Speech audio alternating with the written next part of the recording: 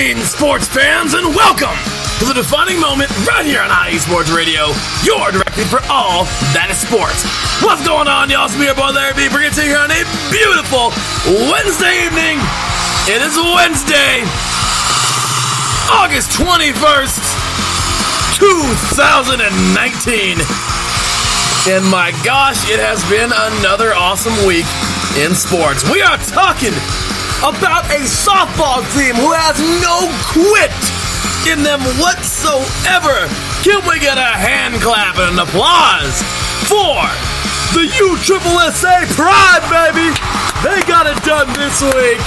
Or shall I say last weekend, claiming their fifth, not one, not two, not three, not even four, but 5 Gold Cubs championships in their history, and of course, their second back-to-back with a sweep consistently over what is, I think, their rivals, the Chicago Bandits. Also, we'll be talking some MLB action. Talk about the Cubs last week. The Pirates started off hot, and the Cubs, well, they finished strong, and they got that series done.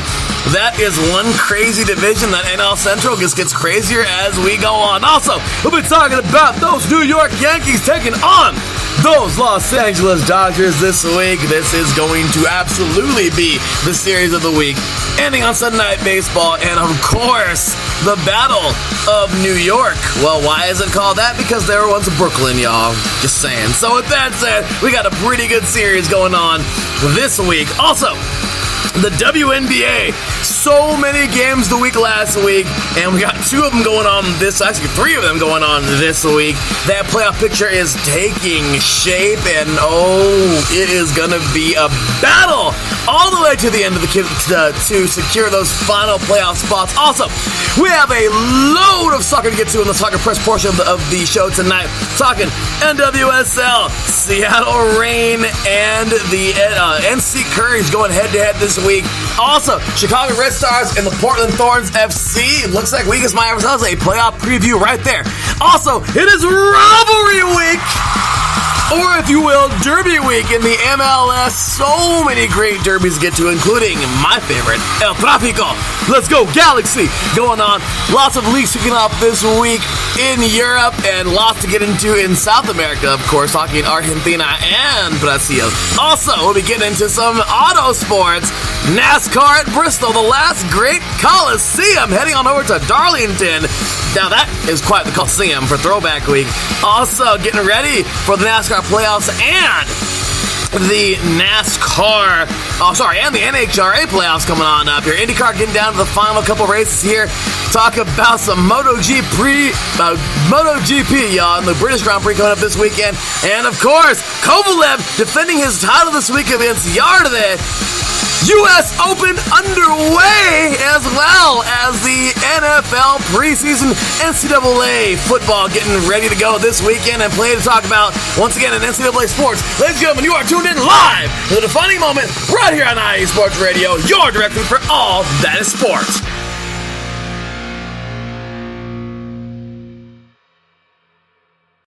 Welcome, sports fans. Well, here it is. Finally, we have reached our time that we're supposed to be on. Wednesday nights, 7 p.m. Well, close to 7 p.m. We're about 7:05, right around there. But p.m. Pacific time, 10 p.m. Eastern time. And yeah, well, this is going to be our regular spot now, because with my crazy work schedule and coaching and all this and craziness going on here, I'm just thankful that my buddy Taryn here, my colleague Taryn, is okay with this time slot, because, man, it has just, oh my gosh, this schedule has been something else. I mean, we're early in the morning, hit the gym. This isn't every day consistently, but pretty much a lot of it. Because I'm a substitute teacher, so it can vary from different days, and sometimes I just don't work at all. But I am coaching, so it's just crazy, like work and coaching, and I'm getting ready to start my master's, and actually now less than 2 weeks. That's going down. I got a season to play myself. Injured at the moment, so we'll see how I am this weekend. But, playing football myself, semi-pro football, and just so much going on that, yeah, unfortunately, this show right here takes a beating. Because Three and Out, of course. I do Three and Out. Three and Out College Edition will be every Sunday morning, 8 p.m. or 8 a.m. Pacific Time, 10 or 11 a.m. Eastern Time. That might even be 7 a.m. coming up on Sundays. We'll see how that goes. But we got that, and of course, we have here Three and Out coming up Wednesdays, which of course I know wasn't this Wednesday, but Wednesdays starting at the kickoff of the season, September 5th at 4 p.m. Pacific Time, 7 p.m. Eastern Time. So it's just a doozy. It knocks me off my feet. What can I say? So this show is going to be really tough to get to.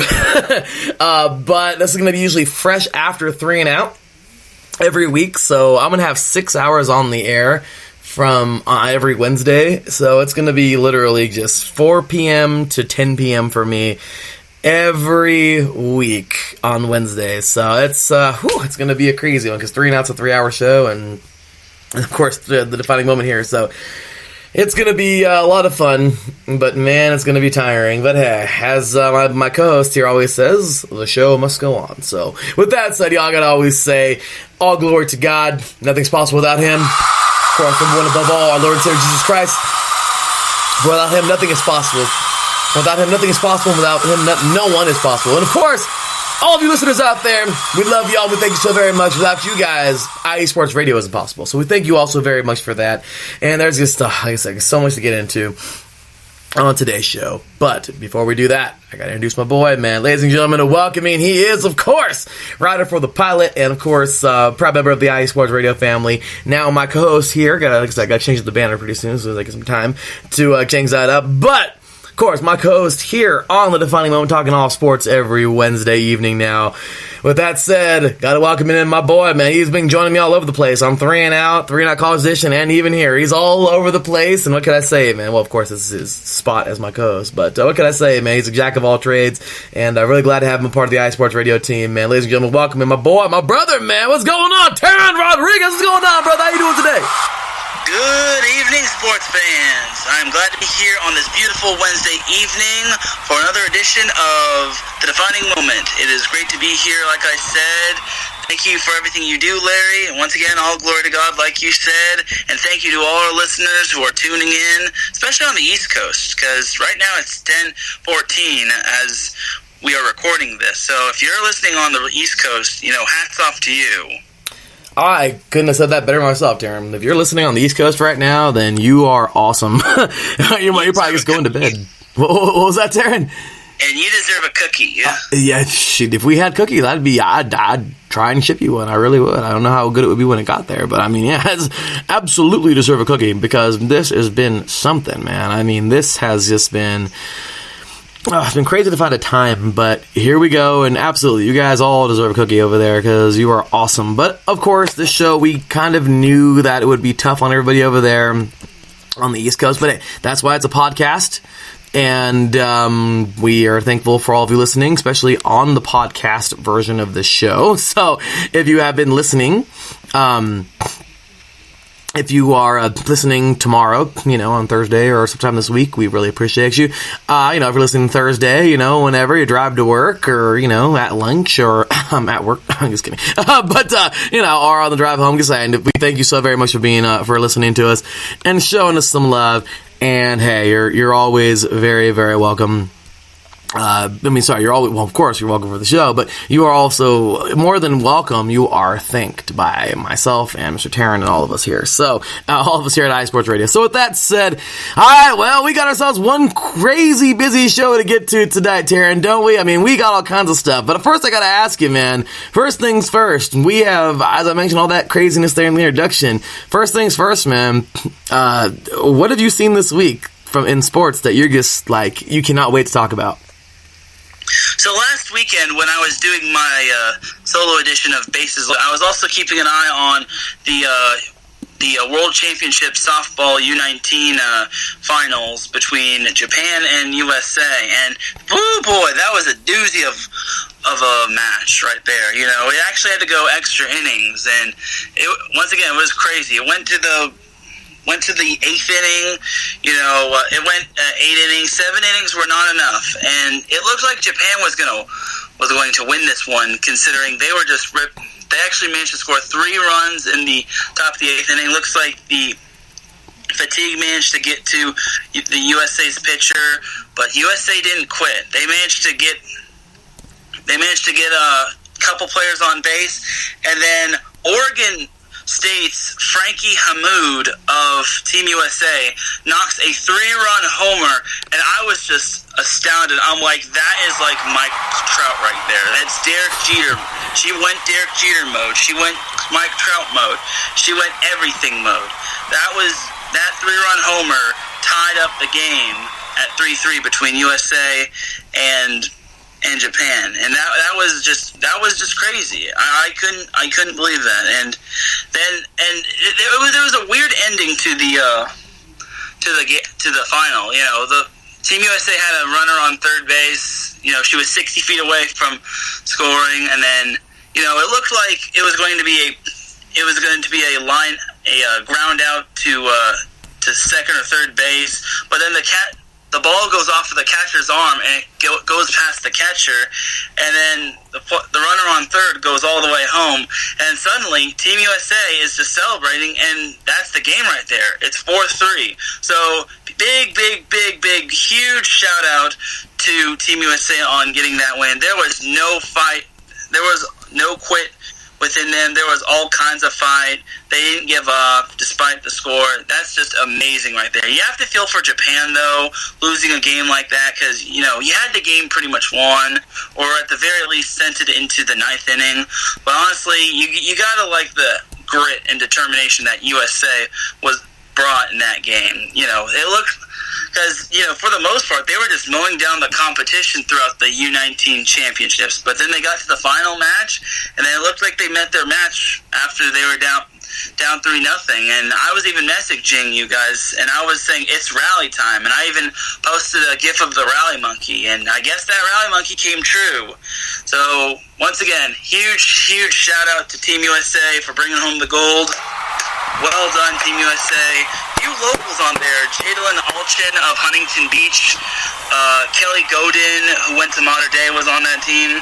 Pretty sure there are many others that were on that team as well. But, if I missed your name, I apologize. But once again, a huge shout out to all of Team USA. Way to go. That's pretty much what I saw in sports. Man, that sounds awesome, Taryn. I mean, we had that. I saw you posting all that there in the group, and yeah, man, this is about as great as it comes, man. You I like what you said in the group, man. You can't script this. You cannot script this stuff, Taryn. I mean, absolutely amazing job of the ladies. And one more time, Team USA, the U19 team. Hey, you know what? Of course, big ups to Japan.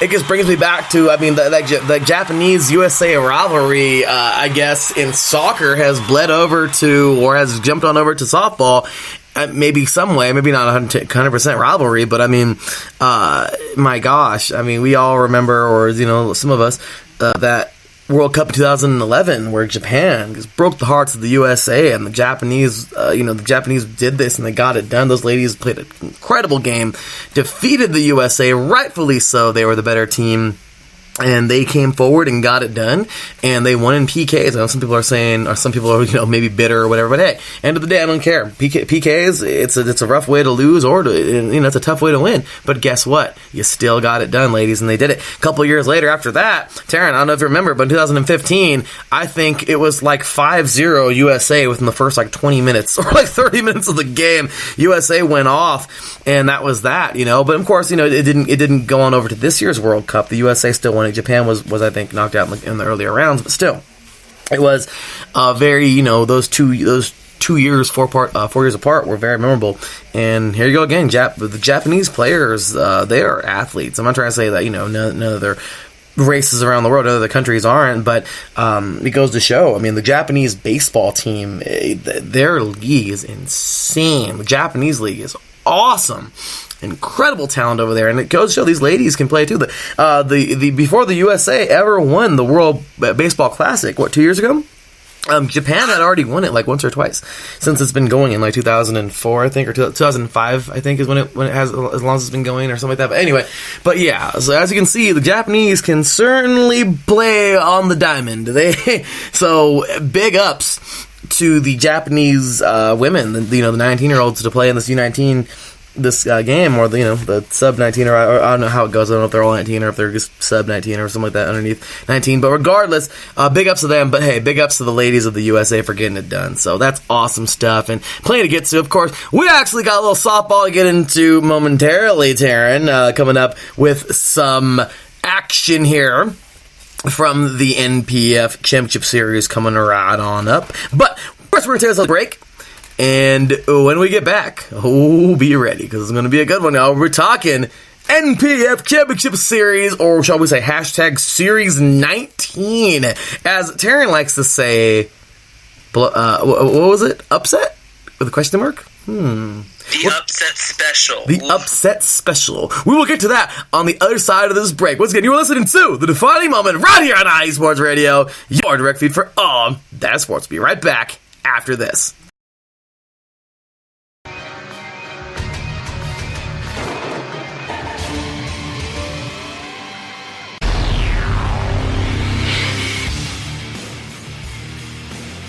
Wrestling fans in the podcast world, you are in the right place to listen to the right show, the premier show in the professional wrestling podcasting world. This is Ring Rambling Radio, and you are listening to one of the co-hosts.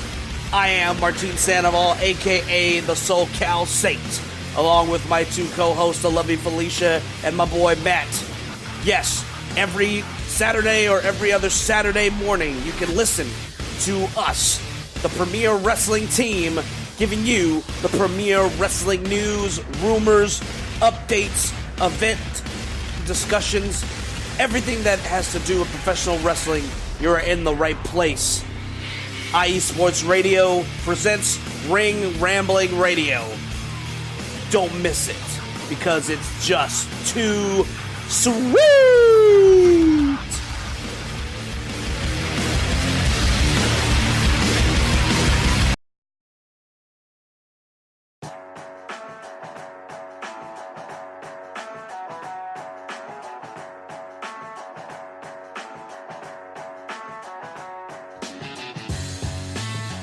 Two Wheels Wednesday is the place to come for all your motorcycle sports news every Wednesday on IE Sports Radio with myself, Matt White. All the latest news, rumours, race reviews and previews from World and British Superbikes and the big one, MotoGP. Two Wheels Wednesday, every Wednesday on IE Sports Radio, your direct feed for all that is sport.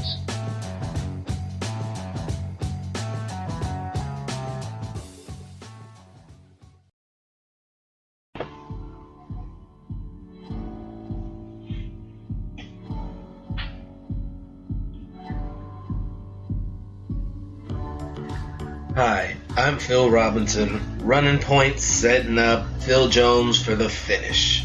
Join us every Wednesday, 5 p.m. Pacific Time, 8 p.m. Eastern Time, as we break down the week in basketball on the home for Real Talk Sports Radio, iesportsradio.com. Drivers, start your engines.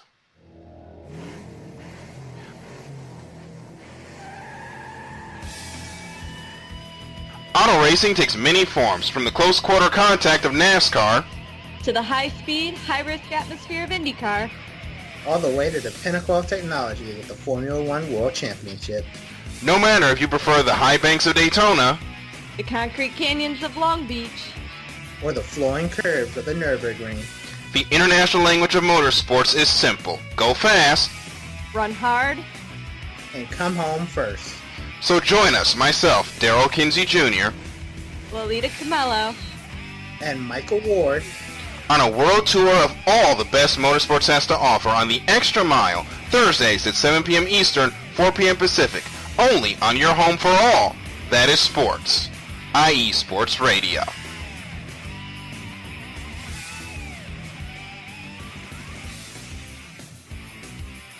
Welcome back, sports fans. Well, there you have it. Tomorrow, make sure to check them out, y'all.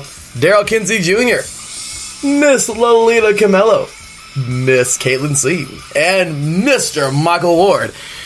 And, of course, Hot Laps, done by Mr. Matt White, who was on earlier today, by the way. Which was evening time for him. Actually, my gosh, just a half an hour more. And it would be his time to do the show. And in his time earlier today, it's 12 o'clock for us here, 8 p.m. GMT in UK time. He covered, of course, MotoGP today. And great show as always. And we just want to talk about that thunderous last lap, my gosh, between Dovizioso, Andrea Dovizioso, and Marc Marquez. And it was just a battle, such a great battle at the end of that race. A couple weeks ago at the Austrian Grand Prix. And, well, they're back at it in the British Grand Prix this week. But with that said, we'll get to that later on today. Let's go ahead and jump on in now to National Pro Fast Pitch, man. The NPF, Taryn.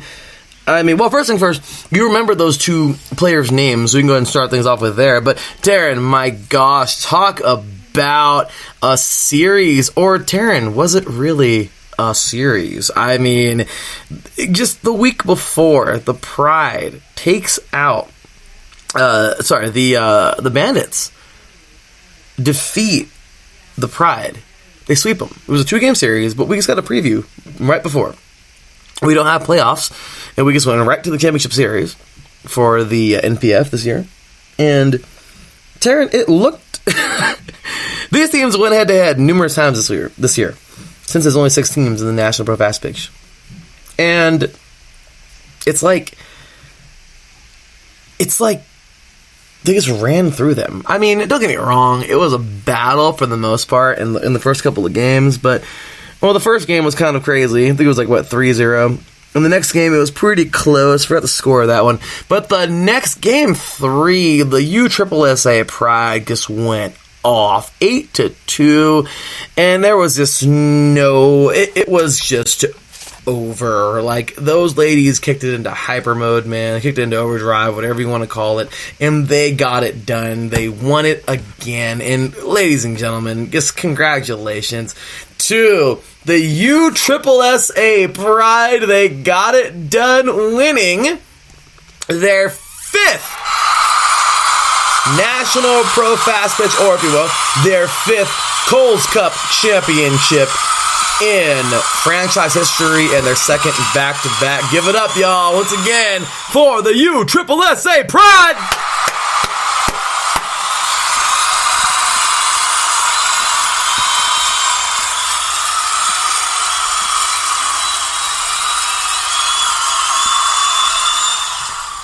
Taryn, talk about the series, man. I mean, was it anything what you thought it would be?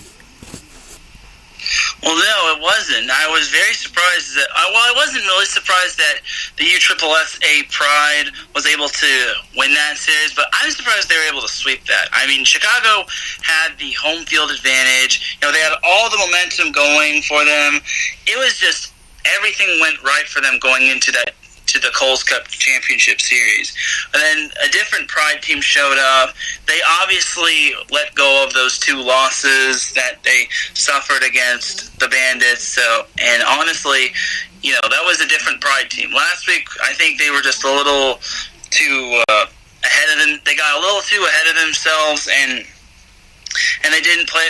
They didn't play their best game. They made a few errors, such as the wild pitch at the end, which was basically a walk-off off of a wild pitch. So yeah, definitely gotta give it up for the Pride. They definitely turned it around, and you have to feel for the Chicago Bandits, especially for Rachel Fico, who retired after this season. After the championship match, she actually retired. Very talented pitcher Fico is, and we gotta give her a tip of the cap and a big applause for her on her amazing achievements. I believe she had a perfect game. Definitely huge for her. That's just great. That's just amazing right there. You can't go wrong with a perfect game, and you can't go wrong with being such a great pitcher. Another player that retired was someone from the USSSA Pride, and that was Kelly Kretschmann. Yeah, Kelly Kretschmann of the USSSA Pride, who ended her 14-year NPF career on Saturday night, and she went out on top. So that's obviously the best way to go out. So big ups to Kelly Kretschmann, big ups to Rachel Fico, and big ups to the Pride. Big ups to both those teams, because those two teams are just downright amazing. And as Tyler Skaggs would say, we're nasty. Oh, man. Well, as always, rest in peace to the late Tyler Skaggs. And I will say great, because that guy was great, man. I mean, I didn't even know how great he truly was, unfortunately, until after he passed. All these people are saying so many great things about him. But certainly just an awesome guy all around. But hey, yeah, and I like that though, Darren. The words of the great Tyler Skaggs, of the late and great Tyler Skaggs, we're nasty, and hey, they are nasty. They got down, and just hey, once again, congratulations, once again, Rachel Fico on an incredible career, and Kelly Kretschmann, just incredible job, ladies. And this is for you. Congratulations on a great career.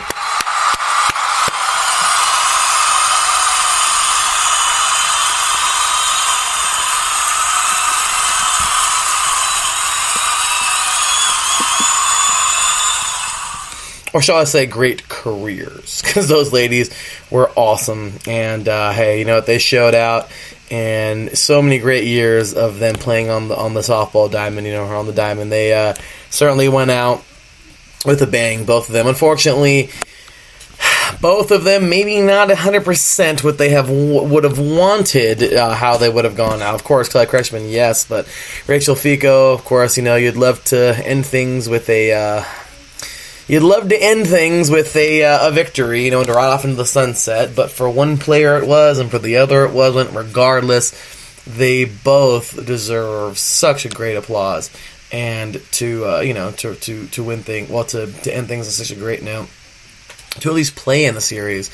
I know it's not the easiest losing, and especially getting swept. But hey, to Rachel Fico, incredible career, and of course, to Kelly Kretschmann as well. Incredible career. So, with that said, let's go ahead and any final thoughts here on this series? Well, how about any thoughts on the season, Taryn? This was your first year covering the NPF, and you were seriously in this thing for almost the entire season. You kind of jumped in. I forgot. When did you actually join in, Taryn? You were actually a part of this thing. I want to say May? Yeah, I think it was around June or July, or somewhere. Yeah, I think it was mid-June. And I'm gonna be honest. At first I didn't know a whole lot about the NPF, but then I started to absorb it like a sponge. And eventually I was able to learn about the NPF, and I hope this sport continues to grow. Like you said, Larry, I hope there is a team from LA. Yes, the NPF gets to add in. It definitely would help, and especially for some of these girls who want to live out their lifelong dream of playing professionally when it comes to softball. One thing I will say, I actually did recently see this. The USSSA Pride's future is actually uncertain, and I did hear that their agreement is up, and they're hoping they can have reach another agreement. I definitely want to see the Pride back in, especially for all those talented players like Jolene Henderson, Megan Good, all those players. I definitely want to see them. I definitely want to see the USSSA Pride reach an agreement with the NPF and all that, and so please Pride, please don't go. We all love every softball fan and every NPF fan loves having you on there. Love us having you, and we want to keep the whole rivalry going between you and the Chicago Bandits, because if we lose them, it's basically gonna part of our hearts getting ripped out, especially for all of us softball fans. So definitely want to see the Pride back in the NPF next year. So yeah, and by the way, those two players that helped the Team USA U19 team, after Frankie Hamoud hit that three-run homer. Carla Eccles hit a triple, which nearly was out of the park. That would have been amazing to have a walk-off home run, but it was just it was able to come back in. It just hit the wall and then came back in. And then Jasmine Severs from Capistrano Valley, big shout out to Capo Valley High School.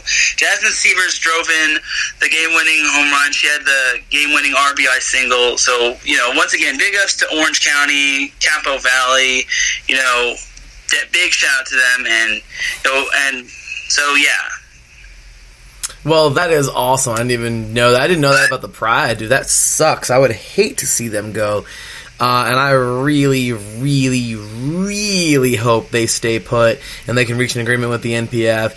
And, it sucks. There's some teams, like, in the last couple of years that I was really, getting into, I can say that about the Akron Racers last year. I don't know what happened to the Akron Racers, but they folded. Something happened because they're not around no more. Or the team that was in it a couple of years ago.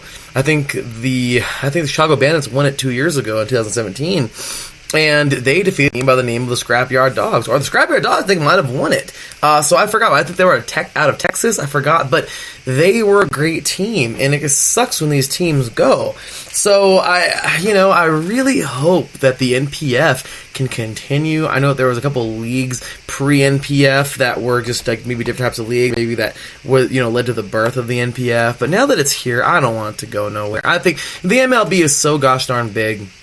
And I think women need that, need that sport as well. Because softball is a huge sport. And college softball, the Women College World Series, it is awesome. And it's just a shame for these ladies to have to, just play the Olympics. That's great, but where are they going to play, So I love to see them compete.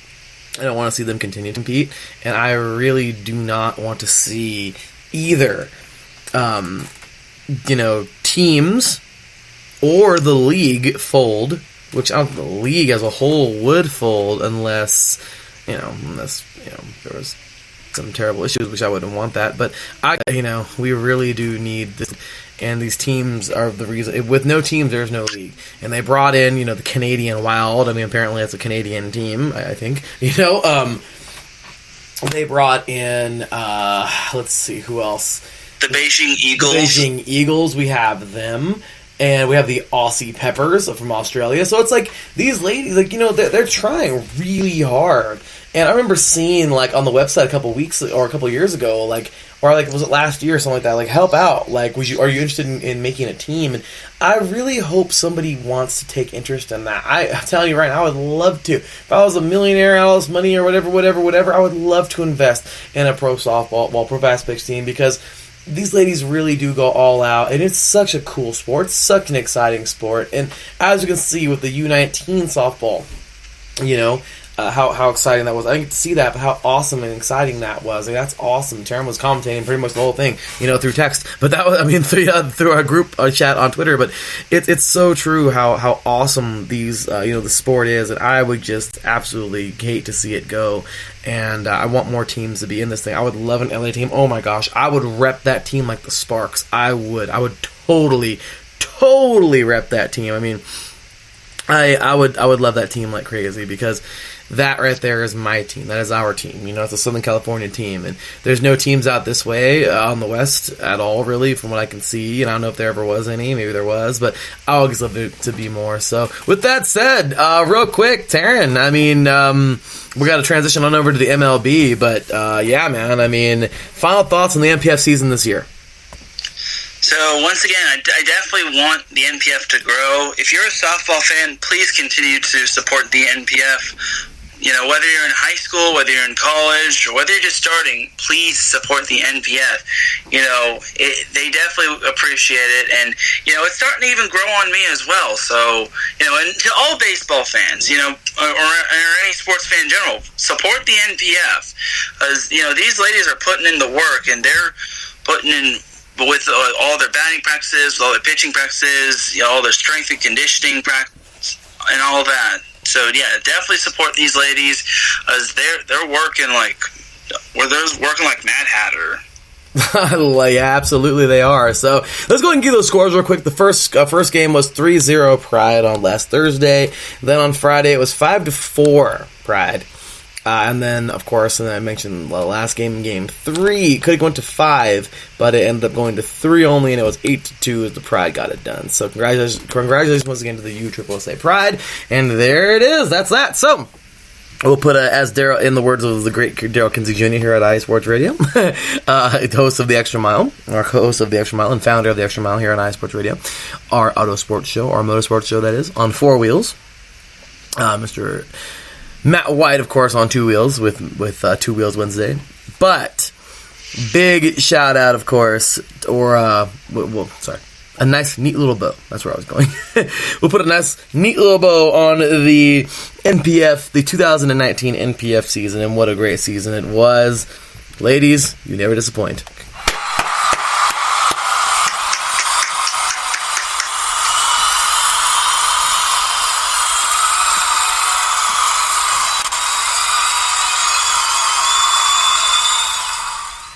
Taryn, we got some baseball to get to. I know you and the boys got something to get to. As a matter of fact, I remember you said you wouldn't be there, you couldn't make it this week, but tomorrow.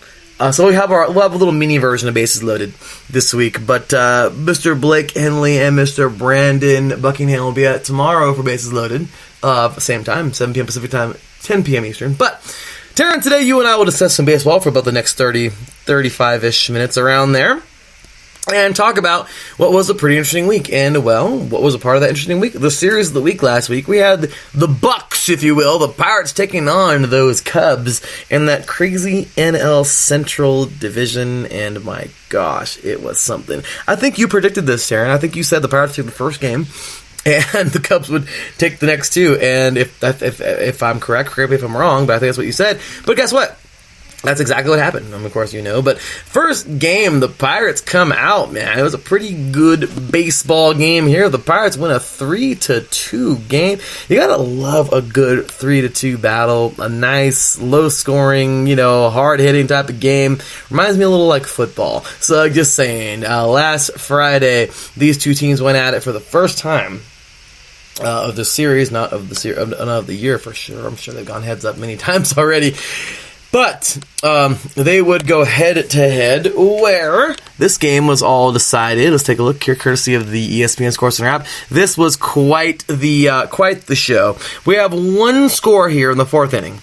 Okay, one. Morin will reach on infield single to first, and Marte will score 1-0 Pirates, bottom of the 4th. Then that's it. We get all the way to the top of the 8th, and now it's finally showtime. Kemp will triple to deep center. LaCroix will score, and Happ will score. It is now 2-2. And, it is 2-1. The Cubs take the lead, and there you have it. Well, is that how it's going to go down, Pirates? Not on their turf that day, not on their diamond. After that, Tucker will be walked, and, well, guess what? That will bring in a drive. So I guess that's what happened.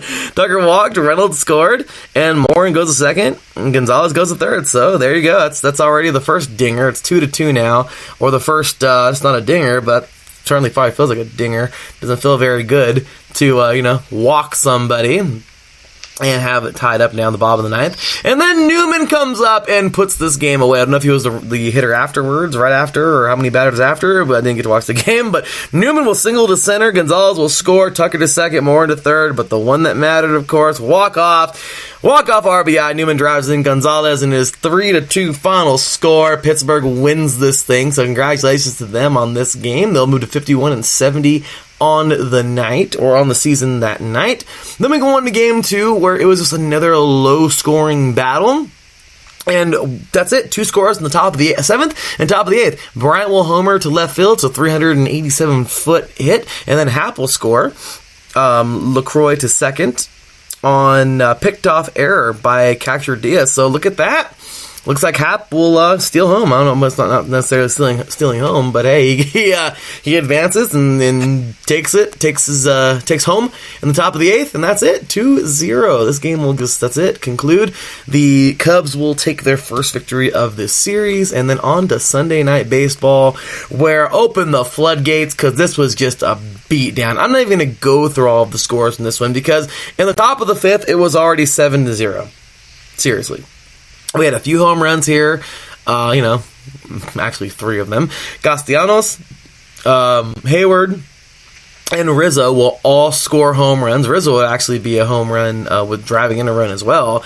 And, those are just big. Schwarber will single to left, and Rizzo will score in the top of the 4th. Then Bryant will double to left and drive in Hayward in the top of the 5th. So I guess I just went through all of them, even though I said I wasn't. But regardless, after the double by Bryant driving in Hayward, that would be after Rizzo would come up once again. I don't know if it was right after or whatever, but or later on the batting order. But that's after that's when Rizzo will homer and drive in Bryant. So regardless, guys, that's pretty much it.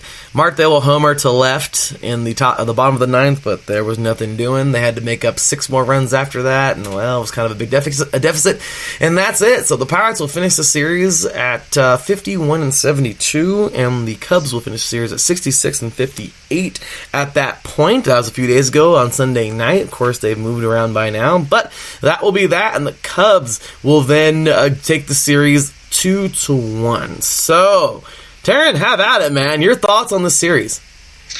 So yeah, that pitcher in the 9th was Brandon Kinsler, who drew a bases-loaded walk, and Cole Tucker was the one that drew the walk for the Pirates, and then Kevin Newman was the one that had the game-winning single. And that was a huge punch to the face for the Cubs, and then and that was a huge win for the Pirates. But, I think that loss really woke up the Cubs and said, really? We lost like that? And that's just one of those losses where you just scratch your head and just say, what just happened? But they made up for it on Saturday, winning 2-0 against the Pirates, like you said. And John Lester was John Lester. He got the win, and he had 3 strikeouts. He pitched a solid 6 innings, and despite him being old, he's still John friggin' Lester, man. So, and 2 runs can sometimes be enough when it comes to a game like that. So when you're wheeling and dealing, you're definitely doing good if you're John Lester. And then Rowan Wick got the save for the Cubs, so big ups to him. And then the Cubs just really brought it in Game 3. I actually saw that a few Mets fans were hoping that the Cubs would lose, but unfortunately that really didn't make all the Mets fans too happy, seeing the Cubs go up 7-0 and then eventually went 7-1. So the Cubs, to me, are definitely a team to watch for. As I know I'm jumping ahead to the standings, but that NL Central, the top of the NL Central race is still pretty tight between the Cardinals and the Cubs. The Cubs currently are tied 10-10 against the San Francisco Giants in the top of the 7th, so they're already in a big battle right there. But once again, that NL Central race is definitely tight with the Cardinals and the Cubs. You also got to watch out for the Milwaukee Brewers. Christian Yelich is back again, and he's still hitting dingers like nobody's business.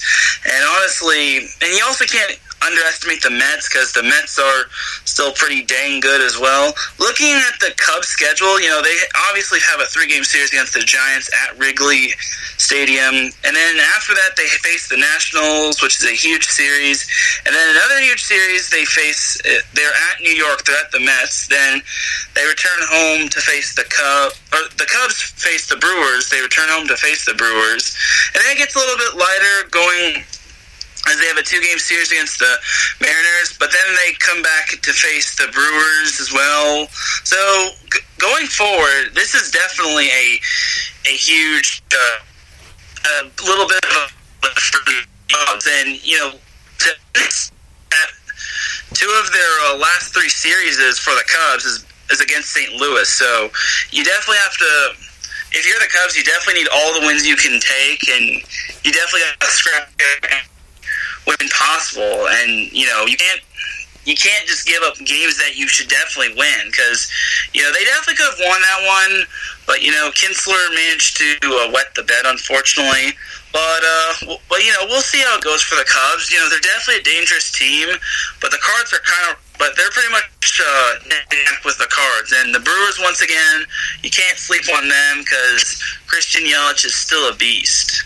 Oh, that division is something. Look at the division right now. It's only 15. Once again, it was closer earlier in the season, of course. It will space out a little bit. But yeah, moving over to the division.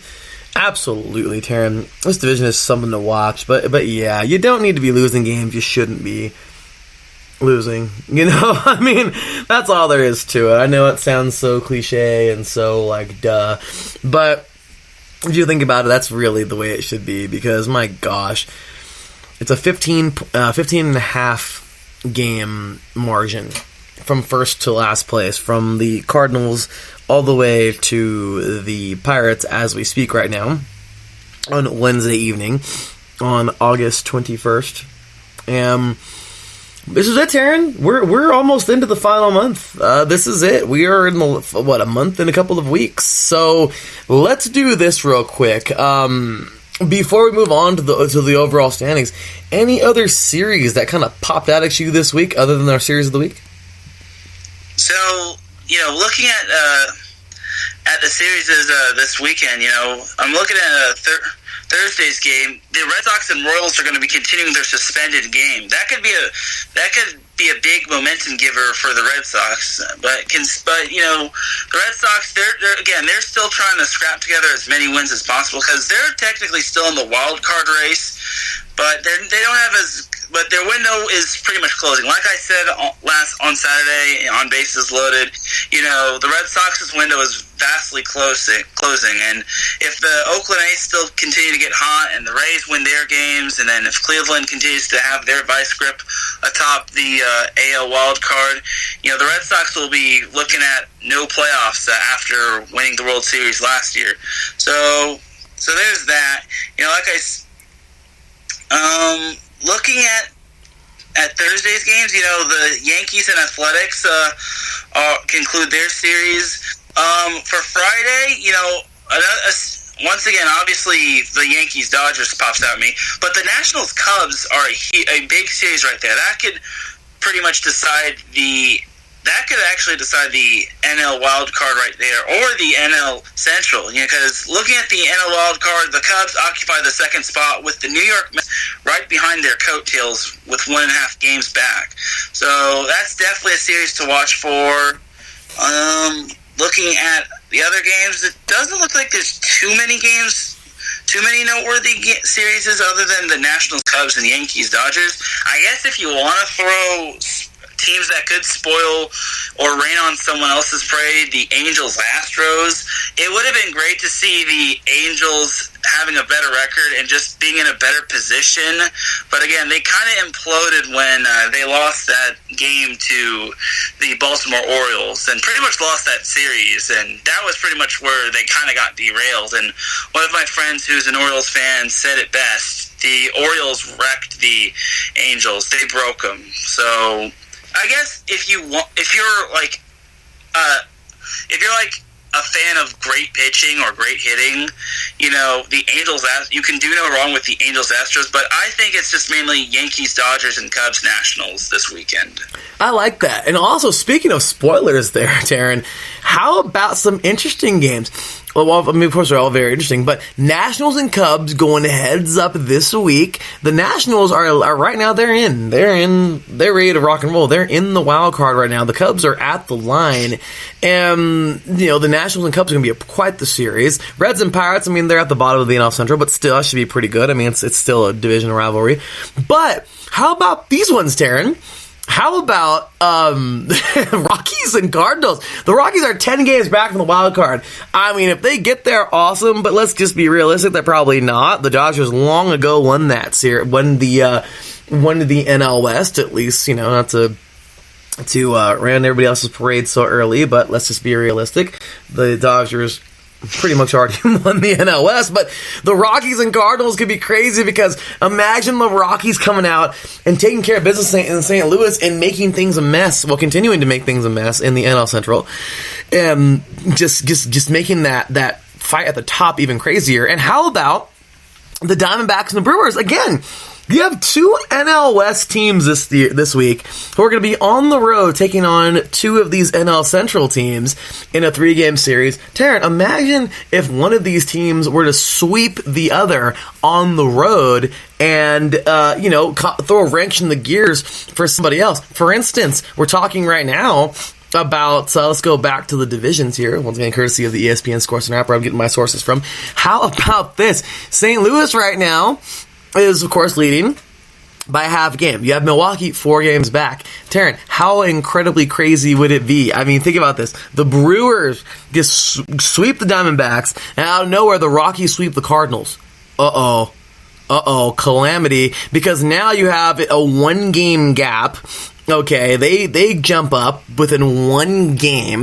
The Cardinals don't win anything, and then let's see the Cubs this week. They're taking on the Nationals. Dude, the Nationals, they're mean business right now. Okay, they're trying extremely hard. They need every win they can get. Watch these guys win the series, or even if they could sweep Chicago. We're looking at the Milwaukee Brewers like in business right this moment, taking the lead. So I know it's crazy. It can change from one moment to the next, but I mean, Taryn, what do you think of all that? I mean, those are just scenarios, but I mean, I don't know how realistic they really are. But imagine all that craziness going on right now at the top of this division. So yeah, anything can happen at this point of the season. Another matchup I actually overlooked that is actually an interesting matchup are the Braves and the Mets. You know, the Braves today, or not the Braves, the Mets today managed to score a big win over the Cleveland Indians, and they pretty much have the series won against the Cleveland Indians. You know, shout out to Pierre Moss of IE Sports Radio, huge Mets fan. He's obviously happy that the Mets are doing great this year. You know, the Mets are going to try for the sweep tomorrow against the Indians, you know, but their true test will be against the Atlanta Braves. If they can get 2 out of 3 against the Braves, you know, that's just a huge momentum giver to the Mets. Because the Mets obviously want to prove to the MLB world that there can be more than one New York team in the playoffs. It doesn't all have to be Yankees when it comes to ruling baseball in New York. And, you know, looking at the Mets schedule, they got a pretty tough schedule going forward after the Indians. Once again, they have the Braves in New York. Then they have the Cubs in New York. Then they travel to Philadelphia to face the Phillies in a 3-game series. Then they have the Nationals and the Phillies again. Then they have a 4-game series against the Diamondbacks. The Diamondbacks are still, although they're not like in the best position, they still can play spoiler. You know, the Diamondbacks aren't really that bad, but, you know, they're just meh. And then, you know, looking ahead, you know, on Friday the 13th of September and all the way through Sunday, September 15th, they face the Dodgers. So going forward, the Mets still have a pretty darn tough schedule, especially in like August. You know, like looking at the rest of the schedule in August, it's going to be a huge test for the Mets. You know, this is where the Mets have to prove themselves, and you know they cannot. You know, at this point of the season, they can be satisfied with their record, saying, "Oh, we're doing better than everyone had us expected to be," or they can continue to say, "You know what? We got to continue to keep the ball rolling because honestly, we want to prove to everyone that there will be more than one New York team in the MLB playoffs this year." And that would be huge for the Mets, you know, because, you know, the Mets are obviously little brother to the New York Yankees. Sorry, Mets fans, but it's kind of true. You know? Sorry, Pierre, we love you. You know, but the Mets are a little brother to the New York Yankees, not just in pennants, but, you know, in just overall popularity. But that's not to discredit what the Mets have done this year. You know, they're very well in the thick of the NL wild card race, and once again, that wild card race is just so close. They're only 1.5 back of the Cubbies, and I believe they're 3 games back of the Nationals, and well, they're actually tied with the Phillies, who beat the Red Sox tonight, which obviously doesn't make Mets fans happy. But you know, the Mets are still in it. You know, Mets fans should definitely be excited for what's going on this season. You know, with how the Mets are doing, and you know, it's good times if you're a Mets fan. So yeah. Absolutely. I want a big shout out to Pierre Moss, man, of iSports Sports Radio and of WSR Wellington Sports Radio, one of our sister stations here, along with USRN Ultimate Sports Radio Network. So, of course, big shout out to Mr. Calvin Vandergrift and Mr. Matt Owens. Of course, they were on live earlier this week. on Monday on First Serve, talking about the Cincinnati Open, the Winston-Salem Open, and the U.S. Open, which we'll get a little teeny bit into this week, or at the end of the show today, or by the end of the show.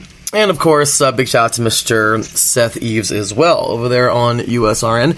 Also, y'all, this has just been something else. I mean, right now we have the Brewers leading the Cardinals 5-3 in the bottom of the 8th. Oh, my gosh, I love this. I love this dang division. Also, Giants leading the Cubs 11 to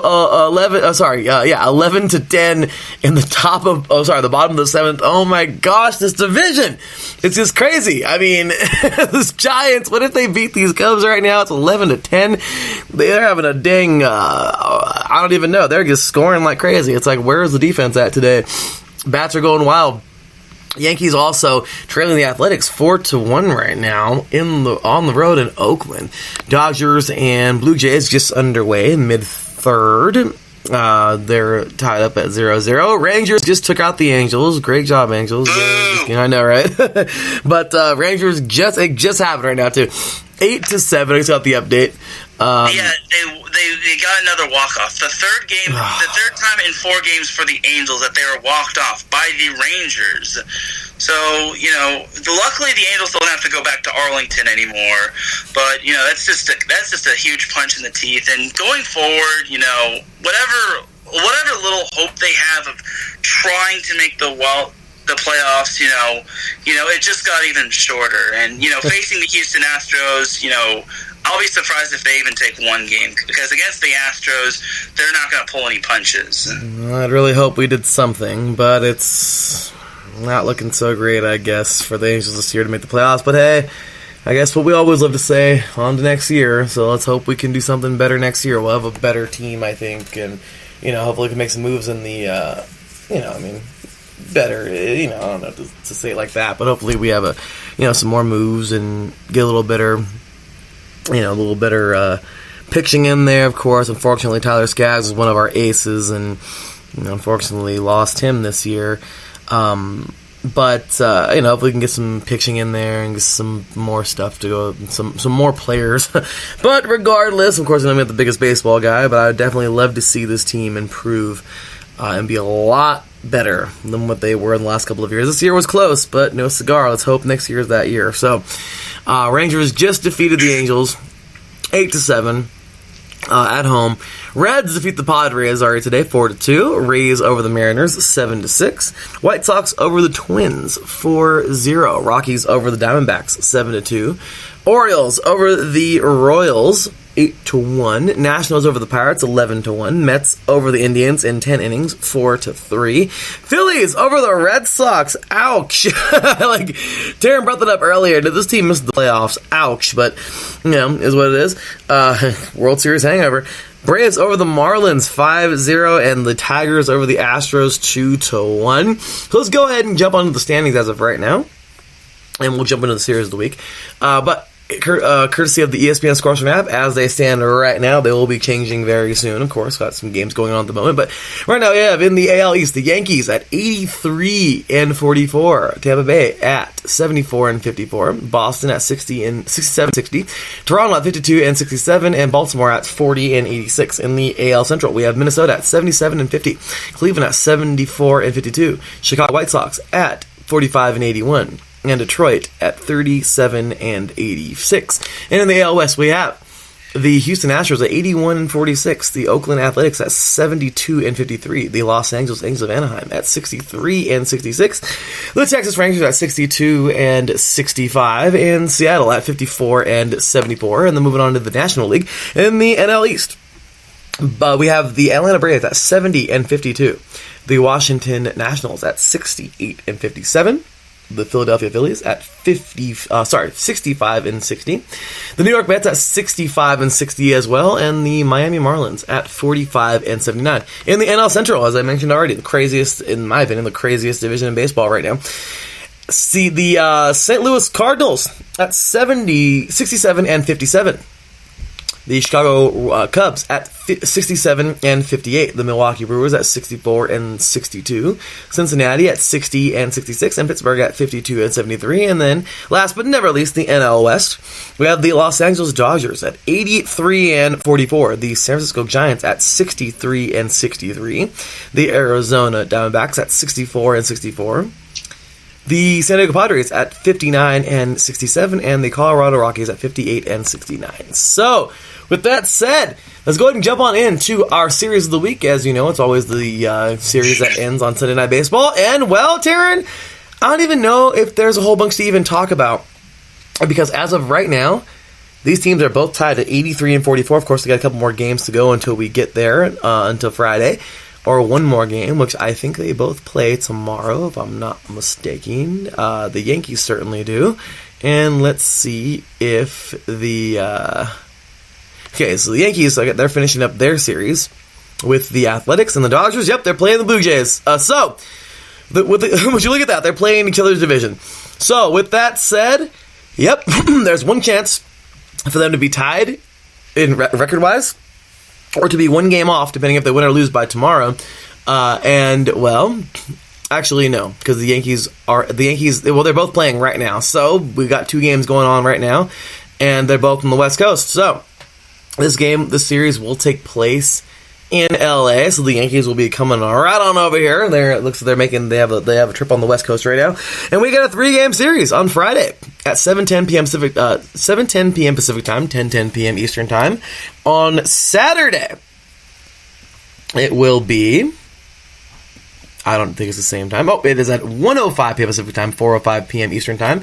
And then Sunday Night Baseball, of course. You know that good old time slot, 4 p.m. Pacific time, 7 p.m. Eastern time, where they face off for the final time of the series in Dodger Stadium. Taryn, take it away, man. What do you think? So this could actually be a World Series preview. So, Friday we have James Paxton, pitching for the Yankees. He's 9-6, while Hyunjin Ryu is pitching for the Dodgers. He's 12-3 on the year. Saturday's game will feature CC Sabathia pitching, and then Tony Gonsolin pitching for the Angels. And then on Sunday, which is Sunday Night Baseball, which we're obviously going to see A-Rod, it's going to be Domingo German against Clayton Kershaw. As for the series, I'm going to go ahead and pick the Yankees for the series. I'm going to say the Dodgers take Game 1, and then the Yankees just take the next two. So, obviously, I like the Dodgers. I will say this. I am a partial Dodger fan. I like cheering for the Angels and the Dodgers. But, as of right now, the Yankees have kind of been taking a little bit of a licking. They split their series against the Indians. They obviously swept the Orioles. But, they're not going to get anywhere by beating up on the low teams in the AL East. Right now, I wish my friend Brandon Ross was on here right now, because he loves the Yankees. He's a huge Yankees fan. Shout out to Brandon Ross. As for the Yankees, I just think the bats are just going to come on. Whether they take 2 out of 3, or they get swept, or they take 2 out of 3 against Oakland, I can see the Yankees just coming into the Chavez Ravine and just hitting dingers. It probably won't be that way in the first game, because I think it'll just be a little bit pregame jitters, and then the excitement might be a little too much for them.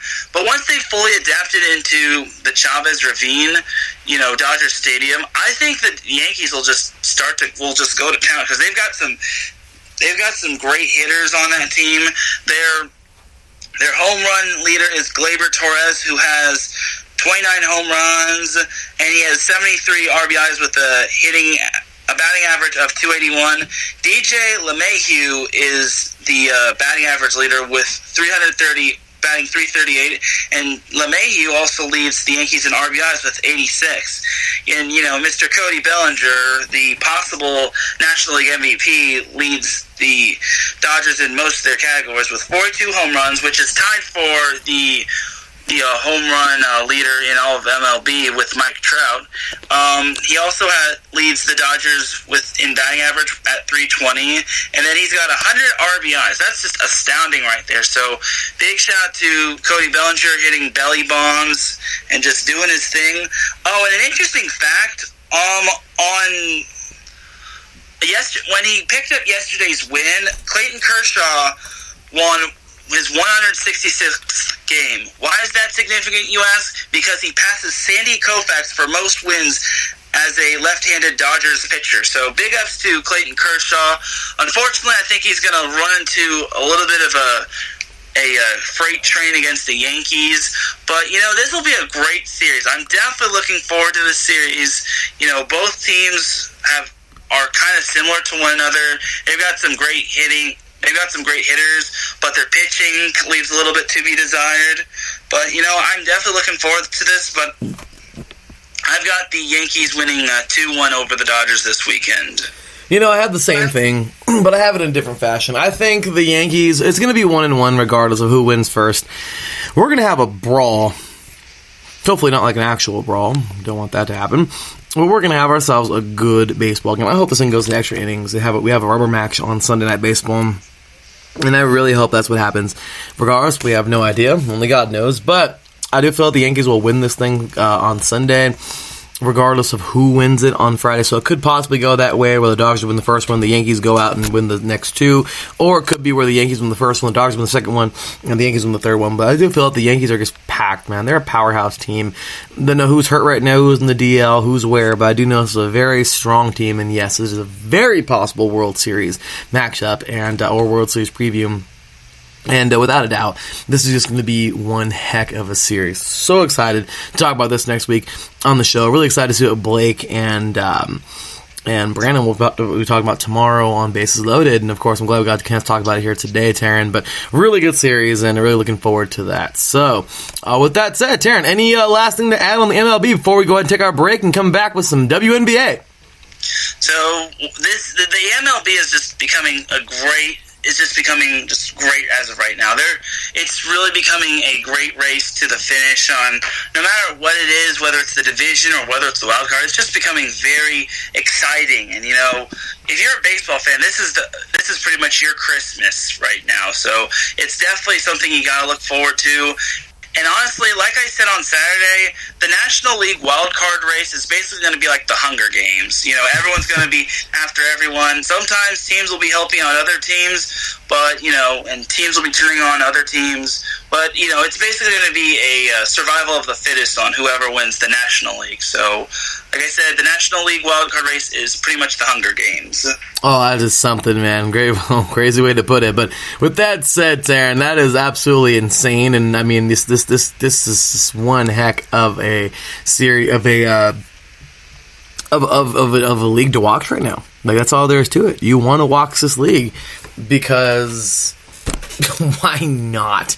We're in the fun part. We're getting down to the nitty gritty right now. We're having a lot of fun with baseball at the moment, and it is just awesome. I love everything going on right now in this league. I mean, I just feel like we are getting some of the best baseball. I don't think I've never been to baseball like this quite until I was doing the show, but the last couple of years, I think this is the most I've been engaged with the sport, and it's just awesome. I mean, I love going and watching my local Lake Elsinore Storm here in Southern California, and definitely love my Angels, going over to watch them, and haven't been to a game this year. I know, bad Angels fan, but it's been busy, and haven't had a lot of money either in the beginning of the summer, but now that I do have it, I'm like busy, so it's it's crazy. But with that said, it has just been something else. But I'll tell you what, it's been a great season, and really looking forward to this September. I mean, this is that month. You gotta be all in. You got to, if you are still in the race, it's time to go, and that's all there is to it. So, with that said, that will do it for the MLB segment of the show. Of course, once again, congratulations to the NPF 2019 NPF champions, the USSSA Pride. Talked about them, as well as the USA U19 team as well. We're going to take ourselves a short break, and when we get back, it's time to jump on into the WNBA, what happened this past week, why there were so many games of the week, and why we have 2 of them coming up this week. Once again, you're listening to The Defining Moment right here on IE Sports Radio with me, your boy Larry B, and Mr. Taryn Rodriguez. Right here on IE Sports Radio, your direct feed for all that sports. We'll be right back after this. Hey, what's up, sports fans? You're looking for a different type of sports talk show, something you haven't heard before? You gotta check out the BS3 Sports Show every other Saturday on 2 Live Stews Radio, 1 p.m. Central Time, 2 p.m. Eastern. Sports talk at its finest. Always have great guests, playing some good hip-hop. You don't want to miss it. Make sure to tune in to the BS3 Sports Show every other Saturday at 1 p.m. Central Time, 2 p.m. Eastern. Ladies and gentlemen, hear me and hear me good. If you like sports, then you like the Wait a Minute Show. If you like comedy, then you like the Wait a Minute Show. If you like a different opinion coming from a different angle, then you like the Wait a Minute Show. So join me Saturday, 8 p.m. Eastern Standard Time with your host, Jelani J.B. Bodie. And of course, my man Lopan on the WaitAMinuteShow.com. Ain't that right, Lopan?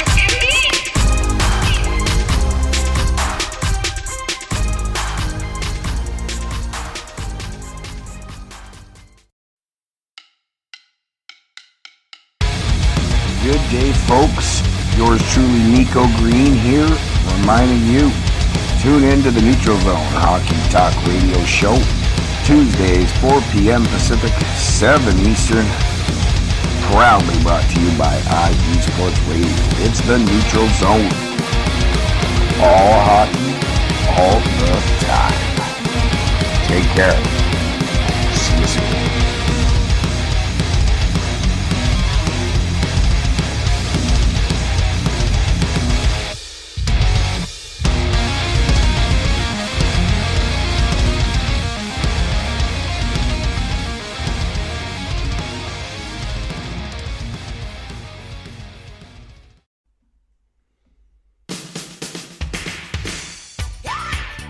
What up, all you boxing fans? This is Vince Wright, the sports governor, and me and Gilbert Batista are the host of Ringside on IE Sports Radio. Make sure you keep it tuned to IE Sports Radio, Spreaker.com for the latest edition of Ringside. All the boxing news you need right here. Keep it tuned, Spreaker.com, IE Sports Radio, your direct feed for all that is sports. Lopan, they didn't even want you. Heck, they didn't even want me. But you know what? Right about now, they have no choice. Looking for the real sports talk? Talk that's for us, the people? Look no further. The Wait a Minute Show, a prime time sports comedy cocktail that tucks you in at night.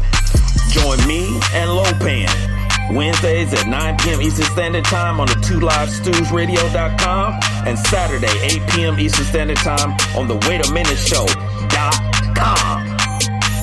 Sounds like a plan to me. Ain't that right, Lopan? Indeed.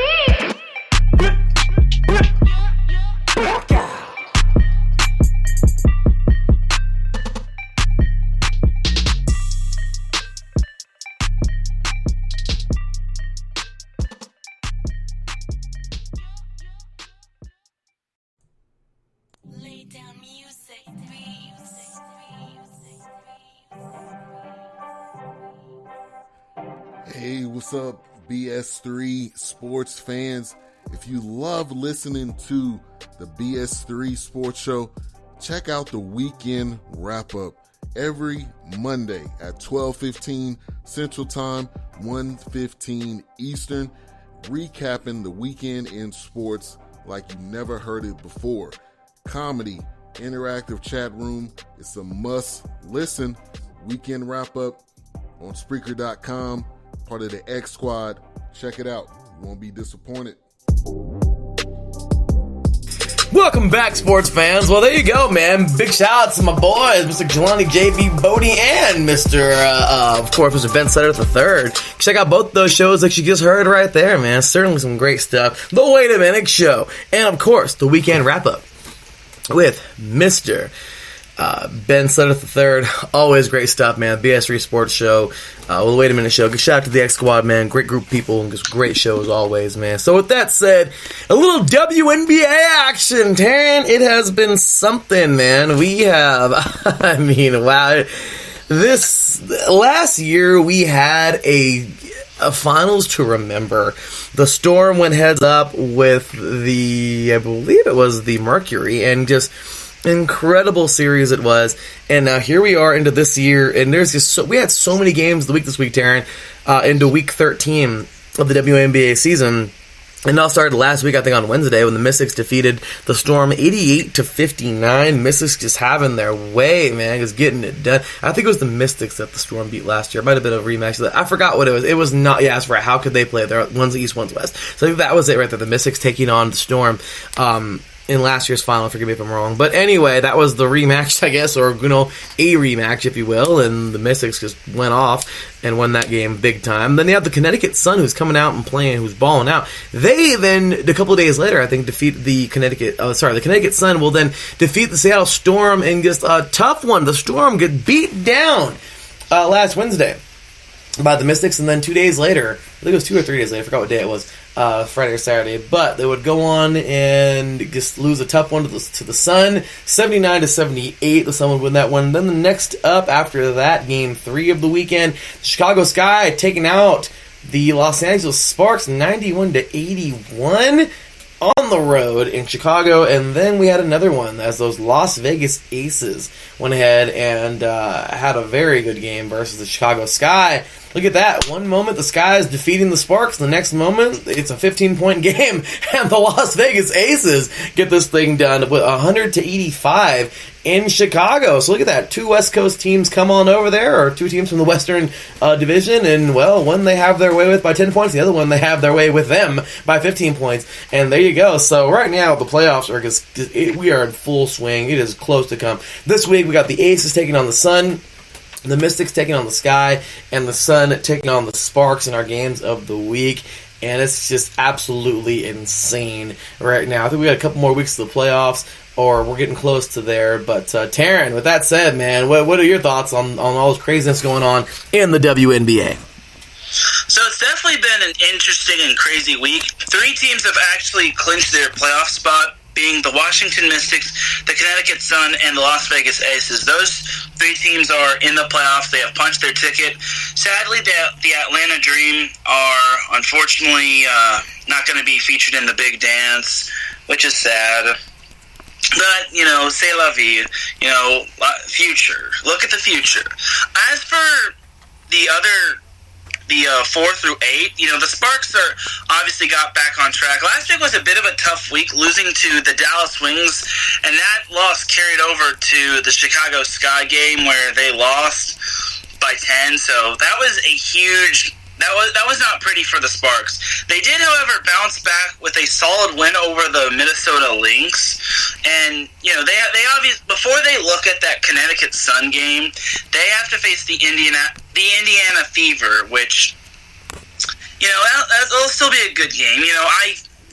For the Sparks, they just can't overlook the Fever. I think they were on this hot streak, and then they were coming off of some huge wins, and then when they faced the Dallas Wings, they kind of fell off the wagon in that game, and that's kind of where it kind of went downhill until that win over the Lynx. So for the Sparks, in order to continue their hot streak and for them to possibly clinch a playoff spot, because it's looking like they're going to clinch a spot in the playoffs, but the Chicago Sky are on their coattails, and you also can't sleep on the Seattle Storm. They definitely got to be consistent. It's all about consistency in sports, and you just can't lose to teams that you can't you shouldn't be losing to. Because, you can't just have one game where you're beating arguably some of the best teams in the WNBA, and then you're losing, in the next game, you're losing to some of the worst teams in the WNBA. I know things can happen, but honestly, you need as many wins as possible, because I believe only 8 teams make the playoffs, from what I'm seeing, and the Sparks are pretty much on the bubble of having a home game, so that'd be huge for the Sparks to have home court advantage. But if they do manage to win that playoff series, they more than likely would face the Mystics.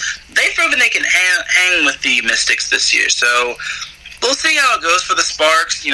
That's definitely something to look at. Friday's game, obviously the Aces and the Sun. The Aces are obviously going to want to try to take down the Sun. That's a huge game for both teams. And then the Mystics Sky is trying to gain some ground and maybe catch up to the Sparks to try to steal their home court advantage away, while the Mystics are still trying to solidify that number 1 seed. Other than that, the Phoenix Mercury is also a team to watch for as well, because they're starting to peak a little bit as well. They obviously, it's looking like the playoff picture is definitely looking a lot clearer with these 8 teams. Unless the Fever and the Wings and the Liberty manage to make some sort of push, and they manage to force the Lynx and or the Mercury out, it's looking like it's going to be these 8 teams in the playoffs.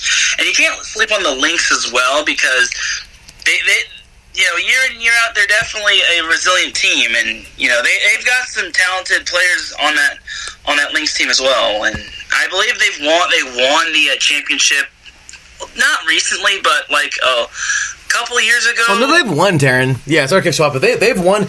They beat the Sparks like, what was it, 2 or 3 years ago in the final, and the Lynx have certainly had a. They've had some great teams in the past. So, yeah, this year's just a down year for them. But, no, absolutely, Taryn. The Lynx are a team to be talked about when you talk about the WNBA. Yeah, definitely. And, it's looking... Yeah, and while it's looking like these 8 teams the top 8 teams have pretty much locked in their playoff spot, and it's looking like it's going to be these 8 teams being the Mystics, Sun, Aces, Sparks, Sky, Storm, Mercury, and Lynx. Their playoff positions have not been finalized. Any team can get hot or cold, and then they can move up or down the rankings. So, honestly, look for these teams to just probably go all out and, just go hard in practice throughout the next few weeks, because the season's getting the conclusion of the season is getting closer and closer. The last day of the regular season is September 8th, it looks like. So it's definitely going to be a photo finish. Most of these games are going to be on ESPN3, with the exception of one game that's going to be on ESPN2, but that's looking way too far ahead. Right now it's pretty much we're looking at Thursday's games between the Fever and the Sparks and the Wings and the Lynx. The Sparks and the Lynx definitely need those wins in order to keep the playoff momentum going, because you never know. Because one bad loss to a team that will make you say, "Oh, we definitely should have beaten this team," could be the difference maker on being on the road or being left out of the playoffs or sneaking into the playoffs or any of that. So we'll see how it goes. Well, it is really right now. We look at these playoffs, courtesy of the ESPN Sports Wrap. I'll give my sources from here. And my gosh, Taryn, I mean, look at this, man. I know you guys looked at it right now too, but look at this, man. So we have some teams that we said already punched their tickets in. Of course, the Mystics are already in it. They are currently at 20-17. The Sun already in it at 19-8, and the Las Vegas Aces are in at 19-9. And then eliminated, well, we got the Atlanta Dream, which is pretty much out of this thing, at 5-22. And everybody else is still, quote-unquote, mathematically, I guess you can say, in this thing, but it's going to take a lot for some teams. And just hanging right outside the bubble, we got the LA Sparks at 16-10. they're not outside the bubble. I mean, they're in it, but we have the Chicago Sky, of course, 16 and 11. The Seattle Storm at 15 and 13. The Phoenix Mercury at 13 and 14. And there we go. The Minnesota Lynx is hanging on in that 8th spot at 13 and 15. But yeah, eliminated. We already had Atlanta, which they were a playoff team last year, so I wonder what happened there. It's rough. And I really wonder what happened to Atlanta. Like I said, they were in the playoffs last year. They were in the finals, in the Eastern Conference Finals, and ouch. And then you have Indiana at 9 and 18, Dallas at 9 and 18, and the New York Liberty at 9 and 18. And, well, once again, they're not eliminated, but they're kind of eliminated. Just saying. So I think we have our teams who are all set, unless one of these teams nosedive. But that's pretty much that. So as of right now, I think it's the same as the NBA. 1 plays 8, 2 plays 7, not 100% sure. But if that's how it was right now, Taryn, who would you have, just to have a little bit of fun, man, who would you have going to the second round right now if that's how the playoffs match up? So, it's kind of tough. Obviously the Mystics and the Sun would I obviously picked the Mystics, Sun, and the Aces. As for the Sparks and the Sky, that one's so tough to call, considering those two teams have had their ups and downs in their matchups. I think I'd have to give a little bit of an edge to the Sparks in that series, but it would probably go the distance. I'm pretty sure that game would go the distance. But honestly, this is why the season hasn't been finalized. And, the home court advantage would definitely be so crucial and definitely would be so helpful for the Sparks. It would definitely benefit them, obviously, for obvious reasons. But, you look at the Sparks. The Sparks could actually move up, honestly. They were actually at one point tied with the Aces for the top spot in the Western Conference and for the same record.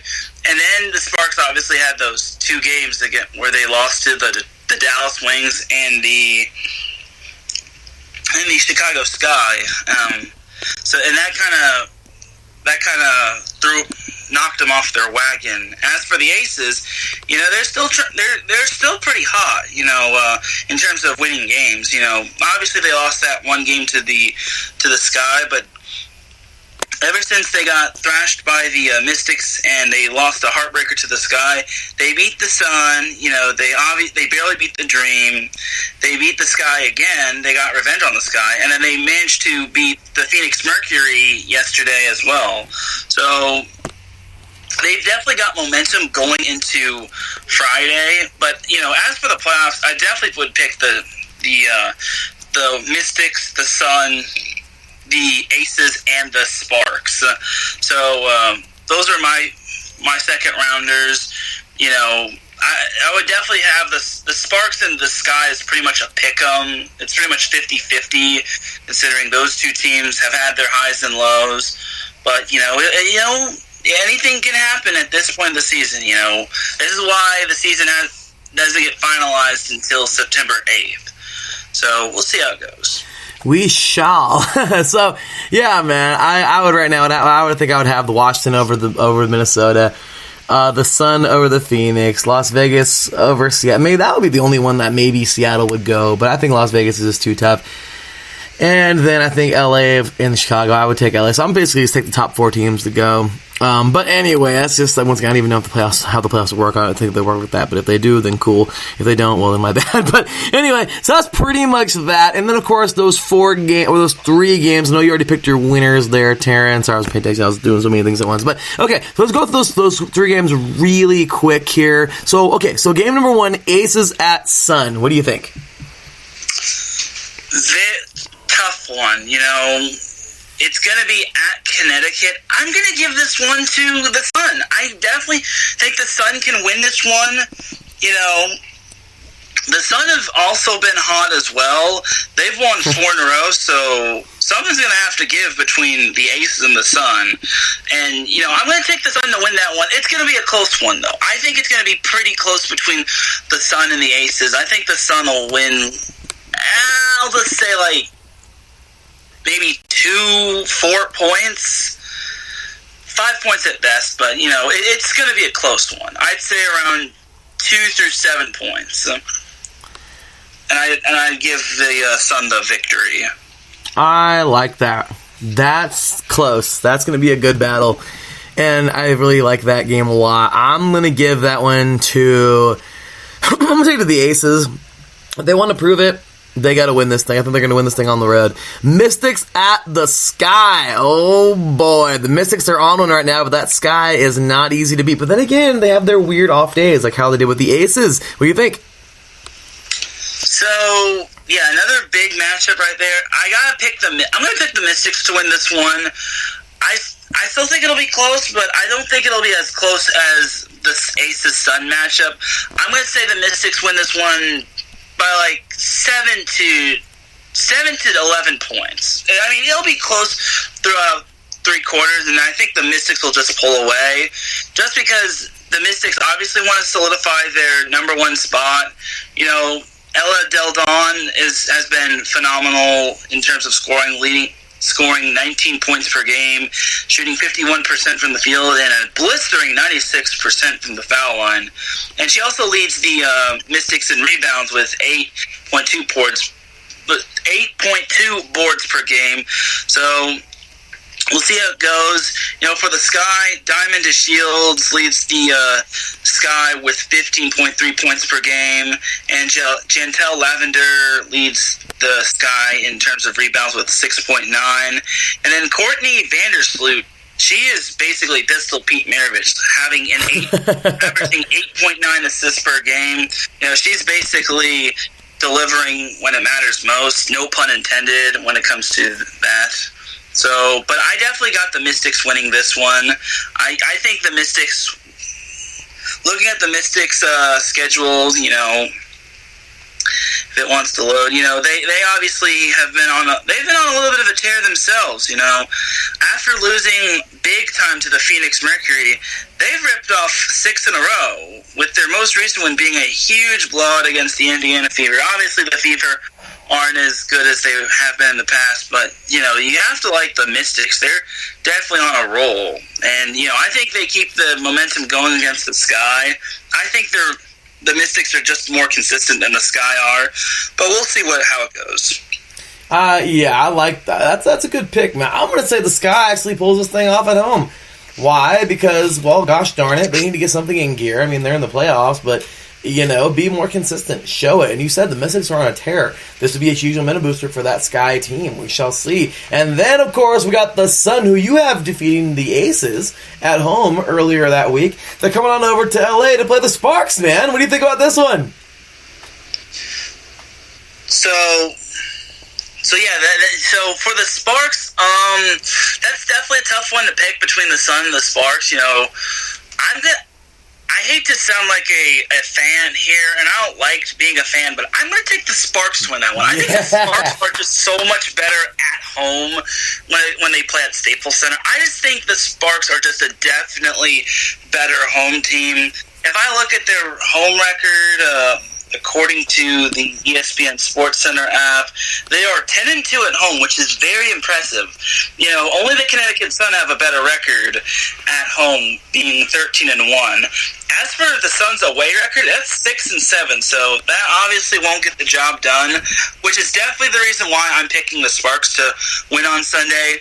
But the thing about the Sparks is they just cannot overlook the Indiana Fever. They gotta look at Thursday's matchup. Then they got 2 days of practice, 2 days to rest up and just prepare for the Connecticut Sun.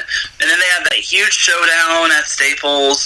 So if there's one thing I gotta say to the Sparks is that don't overlook anyone, because you never know what may happen when it comes to you. As for the Chicago Sky, the Sky have been up and down as of late. They've won 3 of their last 5, or 4 of their last 6. But now, I definitely kind of agree with you on their matchup against the Mystics. They got to prove it to them at home. But I still have the Mystics winning that one. It's gonna be something. It really is. I'm so freaking excited for these Sparks. I mean, you're right. Call it a fan. Call it being a fan. Call me a fan. Call us fans, Darren. Call you a fan. I don't care. I am so gosh dang excited for this freaking game. Like, this is going to be that game, is it not? Oh, yeah, definitely. This is that game. I have to think that could actually be a finals preview. Most of these games could actually be finals previews or playoff previews in general. So you definitely got to keep your eyes on the prize, and you definitely definitely not overlook anybody, and you definitely got to just look. Just look at some of these WNBA games. You'd be astounded on what you'd be seeing, because it's basically the season is like, believe it or not, that after the 25th, there will only be 2 more Sundays left of WNBA. So it's basically approaching their exciting times, because once it begins to be mid-September all the way to October, that's when the season gets really exciting. So we'll see how it goes.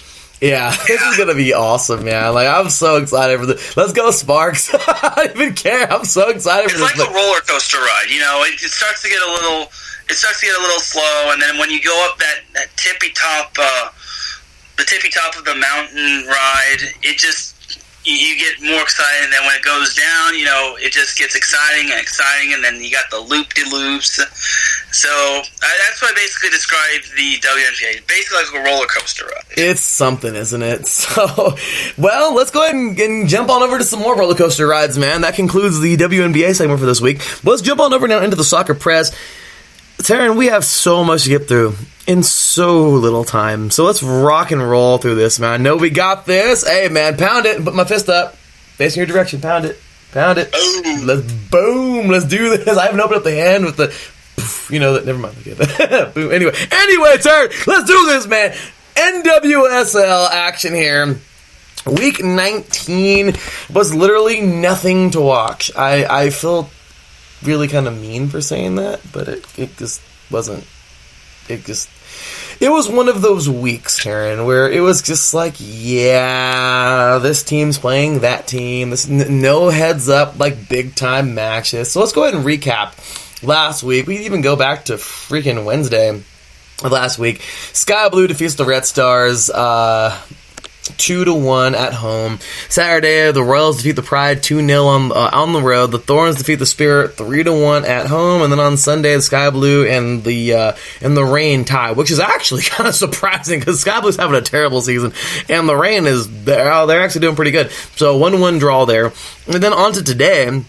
We actually had some games today where the Pride defeat the Red Stars 2-1 on the road, and the Spirit and the Royals tie. So with that said, right now, a quick look here at the table, courtesy of the ESPN Score Center app. I'm getting my sources from here. We have Portland. So right now we have Portland at with 33 points, Chicago with 29 points, North Carolina with 28 points, Utah with 28 points, the Reign with 27, Houston with 22, Washington with 22, Orlando with 14, and Sky Blue with 13. I think it's the top 4 teams that go, and we have a semifinal, and then that's it. That's what I'm thinking, right, Taryn? Remember last time we talked about the same thing?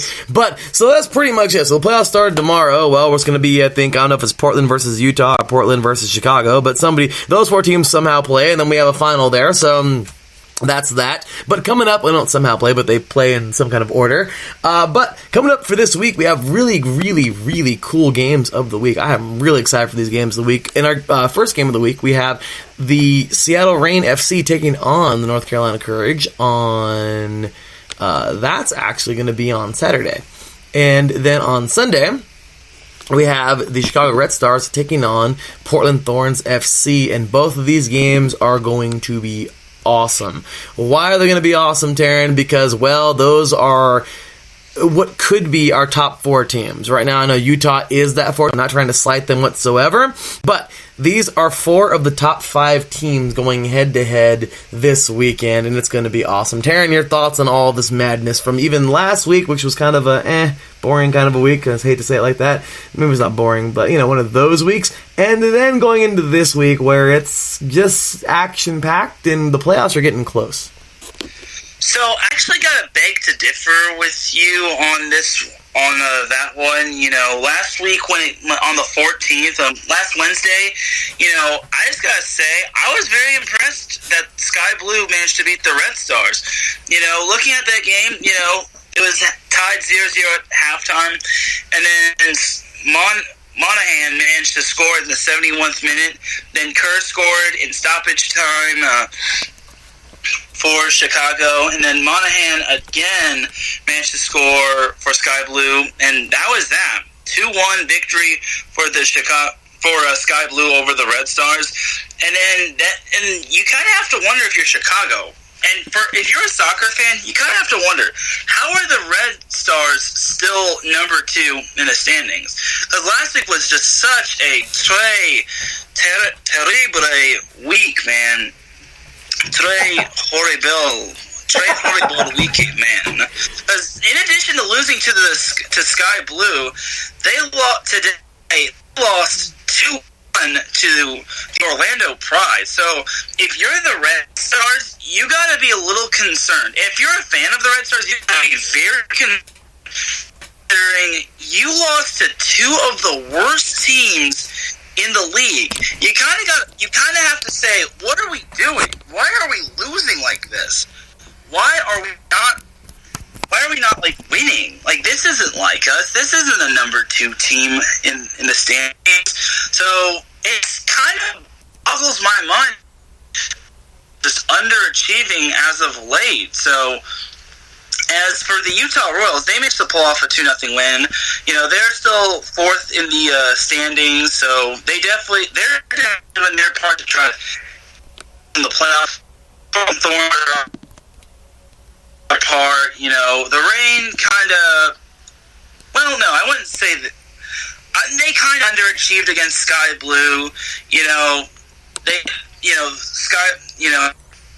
Eddie scored the first game in Sunday's game against the Seattle Reign, and then Taylor scored 2 minutes after that, and then after that it was pretty much nothing.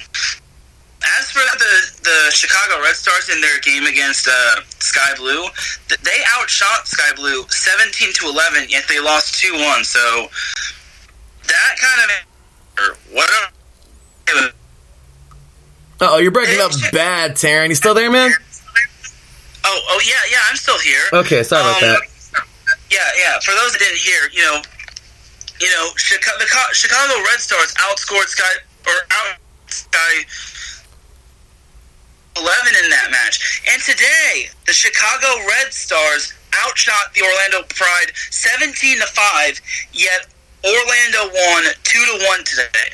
So, for the Red Stars, you have got, and it doesn't get easier for them, because you face the best team in the league on Sunday. So, you're going to definitely have to have your Wheaties in that game, because that's rough right there. You can't be losing to teams. You cannot lose to teams of that Excalibur, being Sky Blue and the Orlando Pride. No offense to those two teams, but honestly, if you're the number 2, the second best team in the league, and you're losing to the second and the worst team in the league, you gotta have a little sit down talk. You gotta have a closed door conversation saying, hey, what are we doing? Why are we losing to these teams? These two teams should not be beating us. Unacceptable. We gotta go out there, have clear eyes, full heart, can't lose.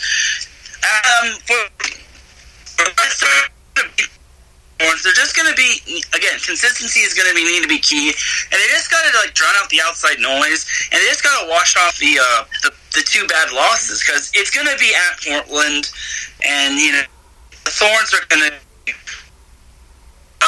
But if the Reds playing like they have been the past 2 games, I could definitely see the Thorns win this one quite easily. As for the other games, North Carolina against Seattle is going to be a huge one, considering North Carolina, they're still in position to try to number 1 seed, maybe the number 2 seed. And other than that, the Dashers still pretty much in it, but I keep an eye on the Thorns. Red Stars get get their butts in gear in order if they want to make the playoffs. Well, they're obviously going to make the playoffs, but it's still the positions have not been finalized. They can go on a little bit of a and they could possibly miss the playoffs. Because teams go through their highs and lows and their peaks and their valleys, and the Red Stars are no different. So, and if you look at 2 through 5, that's only like a 2-point differential. So if the Reds continue to stay cold and Seattle manages to pull off a couple wins, and then Utah and North Carolina stay consistent, we can see a totally different next week because the Red Stars, the Red Stars are not playing like the second best team in the league. I'm sorry, but they just aren't. They gotta figure it out pretty quickly. Otherwise, they're going to be in a bad situation when it comes to playoff time. Absolutely. I didn't even know about the Stars, man. Right now, they're having a tough time. And sorry, y'all. I know Taryn was incredibly choppy in that segment, so it's literally nothing we can do about it. Good old Skype. We're doing our best, but I know you heard. But for those of you who heard a lot of what he said, I mean, what did they outshoot? Who outshot them? Something to 11. You cut out big time there. I thought that was a big piece. What was that? The Chicago Red Stars outshot Sky Blue 17-11. And in today's game against the Orlando Pride, the Chicago Red Stars outshot the 19-5. So 19-5? It's pretty crazy. Or 19-5, yeah. Either way, it was the start. The Pride only had and 2 of them were goals. So it's still pretty impressive. It was 17-5 in favor of Chicago outshooting the Pride. Oh, but man. You have to tip your cap when it comes to the Pride. It's only 5 shots, and then 2 of them are goals. That's pretty impressive. And then you also look at the possession as well. Chicago pretty much dominated possession, having it 62% of the time. It's really crazy. The Red Stars, and the Red Stars all had dominated possession against Sky Blue, having it 59% of the time. So honestly, it's time to get it going because I don't know how long when the regular season goes, how long until the regular season goes. But honestly, if the Red Stars don't do anything, they'll be in hot water going into the postseason. Absolutely. So with that said, Taryn, I know we got to really, really blitz the next 10-15 minutes, man. But with that, I'm sorry, people, but I just gotta get that off my chest. Oh, absolutely. But real quick, the Reign taking on the Courage this week. Who you got? I'm gonna pick the Courage for that one. I definitely gotta pick the team. First of all, the home team. Second of all, the team that definitely is trying to hold on to the top 4 spots, and to a team that could actually try to sneak past the Red Stars when it comes to the rankings. Because if the Red Stars stay cold and North Carolina gets hot, we could see those 2 teams switching places. And also, North Carolina knows that they know that the Timbers are not going to go easy on the Red Stars, and they know that they can't bank on the Reign to just have an off day. They got to go out there and put on for their fans. Yeah, they really do. I'm taking the Courage as well to win this thing at home. And after that, Red Stars in Portland, and after you gets brought to our attention, all that crap with the Red Stars, I'm going to have to say redemption. I really want to take Portland, and I'm pretty sure they're probably going to win this thing, but I'm going to be rooting for Chicago to win this thing because if there is ever a moment to redeem themselves, especially this late in the season, it needs to be now, especially over a team that is leading right now the entire league. What do you think, Taryn? Yeah, I definitely want to say the Chicago Red Stars need the Chicago Red Stars definitely need this team. And, anything can happen in soccer because, if you get, the more you dominate possession, the more of a great position you're in. I definitely got to pick the Timbers to win this game, but me personally, Or I'm sorry, not the Timbers. I'm thinking of MLS. The Thorns. I think I said, yeah, I'm definitely picking Portland to beat Chicago. But if I would like to see the underdog come through. But to me, my pick is the Portland Thorns.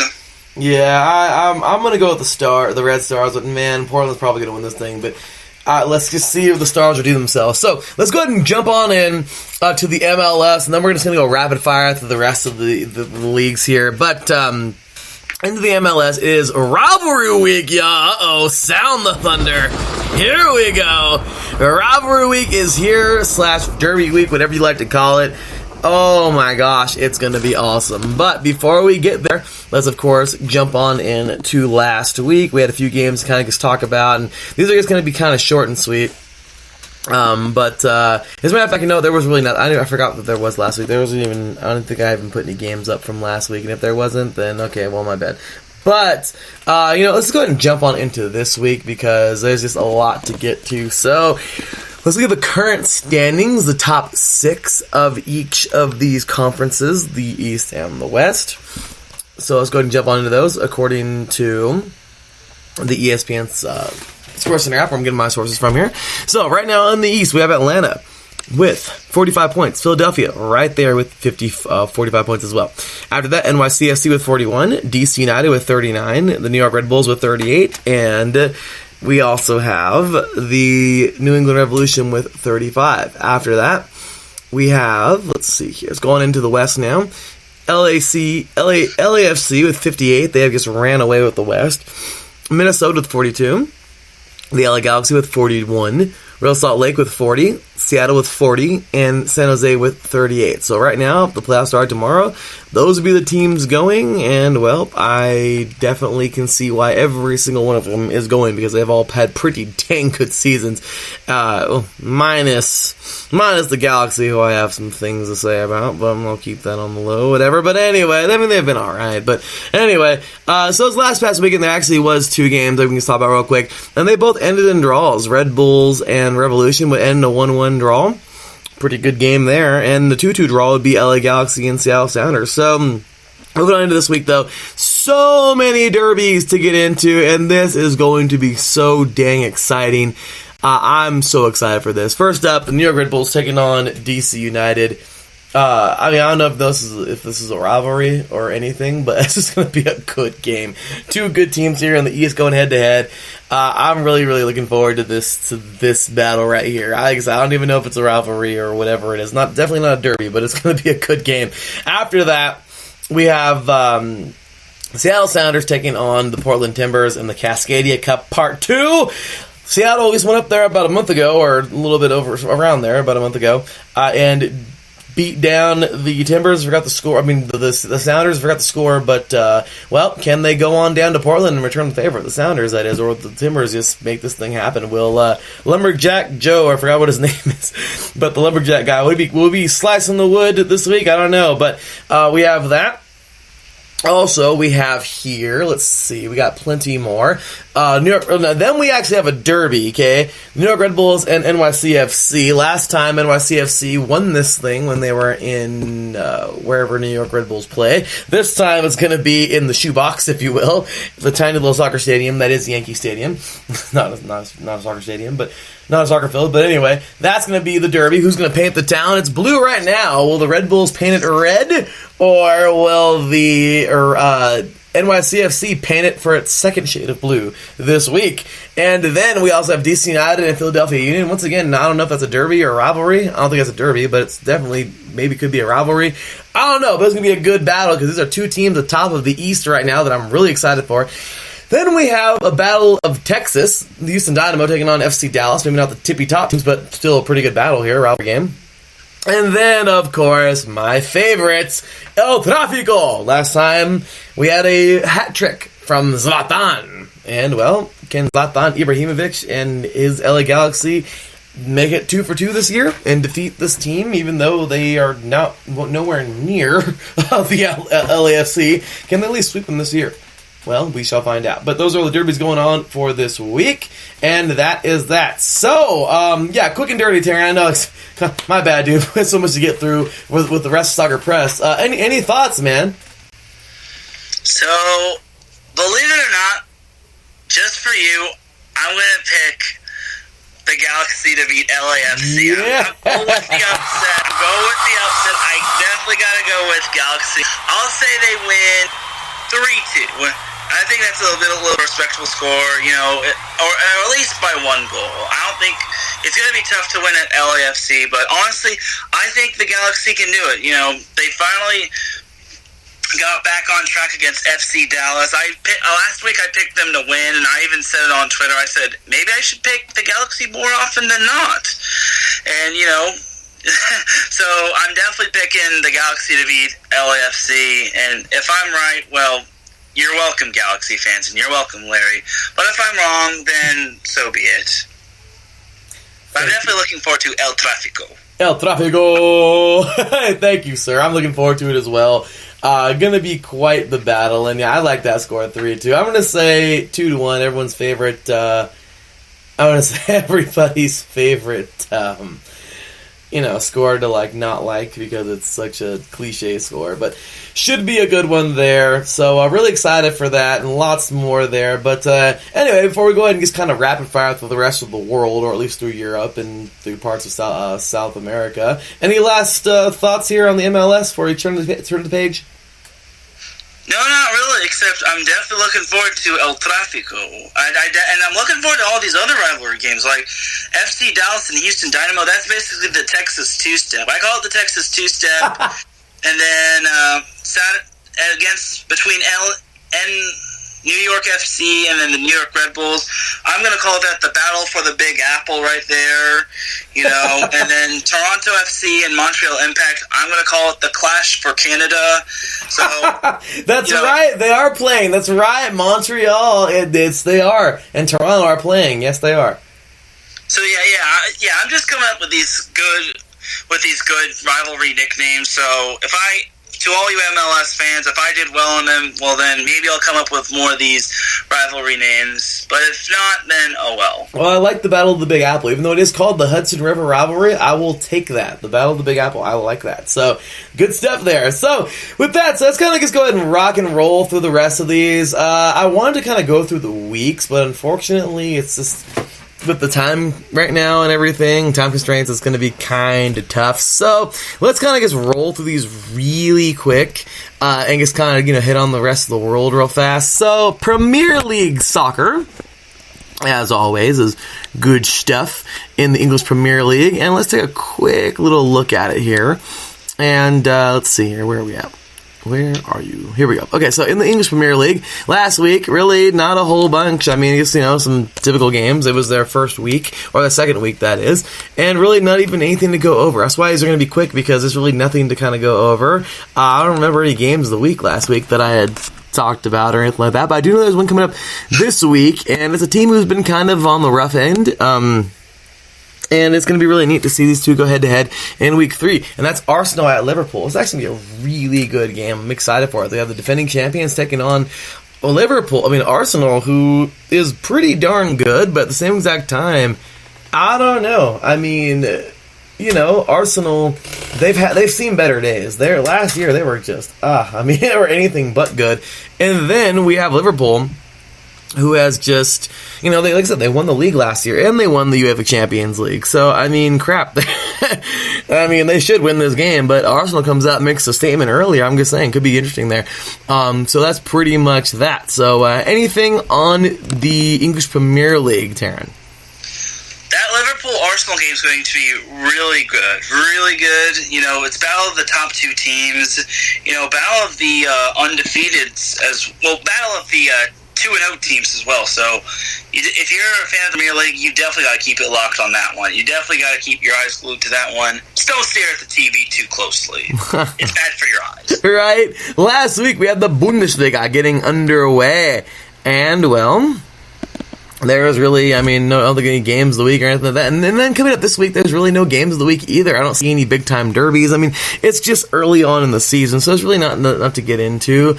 But, and we can't really do, like I said, I'd like to do a recap of all of the games, but there's just so much right now with like so little time to get through the rest of the segment. So hopefully we have some more coming up for you in the coming weeks. But the Bundesliga into the second week. And hey, hopefully we can get some more battles. I mean, Red Bull, I don't know. Eintracht Frankfurt taking on, hopefully I didn't butcher that name, will be taking on Red Bulls of Leipzig, Red Bulls Leipzig. So that'd be a good battle, I think, on Sunday. Let's hope.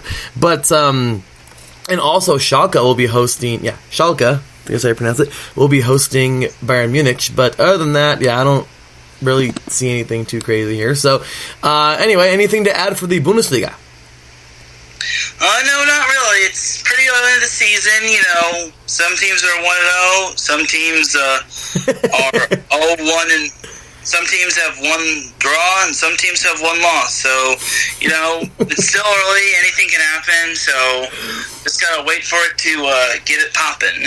I like that observation. I like it. That's absolutely correct. So, La Liga, of course, starting up. As Taryn said, some teams are 1-0, 1-1, and 0-1. So, just another way to say wins, losses, and draws, or wins, draws, and losses, however you want to call it. But La Liga just started this past week, and while there was nothing really crazy to watch out for last week, there's nothing really that crazy to watch out for this week either.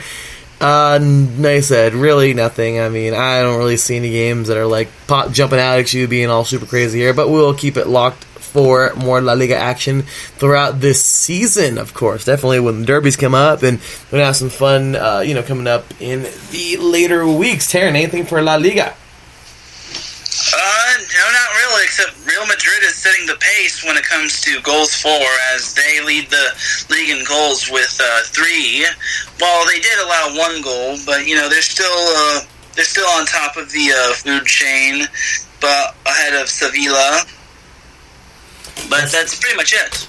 Yeah, well, there you go. Sevilla, pretty, decent team. Not Sevilla. So good. But next up, Ligue 1. Same exact deal, guys. It's pretty much the same thing. Nothing crazy here. Just got underway last week. Week 2 coming up this week.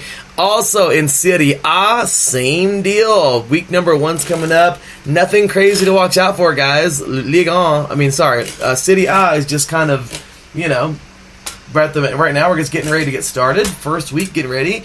So the Italian league. Also, the Portuguese Liga, same deal. We are between weeks 2 and 3 right now. Week 2 just concluded, and week 3 is on the way. And then we have here the Argentine Superliga, or the Argentina Super League, if you will. I have no idea. Like, for the last couple of years, I have no idea. They start different ways. They're here and there. I have no idea. But I know they've had some. I don't know if it's just been the same thing every now and then, or every year, or they change it up, or I don't know. But it feels like that league's kind of jumped around a little bit. And if they haven't, forgive me, Argentina fans or Argentinos, and Argentinas. But when it comes down to this league, it's just we're barely done with week 3 into week 4. Boca Juniors, of course, a team to watch out for as always. I guess like their best team there. So, and then of course into Futebol Brasileiro, week 17 just concluded, and we are now into week 18. So we can actually take a look at this league real fast and take a brief look at their table, since they are pretty well into this league. They started back in April, so the Brazilian winter, if you will, they're playing through it right now. So, we have, let's see if there's any games last past week that were like any rivalry games or anything like that. At least, actually, I have no idea who was a rivalry team and who's not. Somewhat, yes. But, okay, so, actually, no, I really don't. I'm not going to sit here and lie about it. So, let's take a look at the top 5. So, Santos, the team that you would expect to be leading the charge, one of the best teams in Brazil, of course, or Brazil. They are leading it with the 32 points. So, good job to them. Then we have Flamengo here with 30 points. They are currently in second time. Then Palmeiras,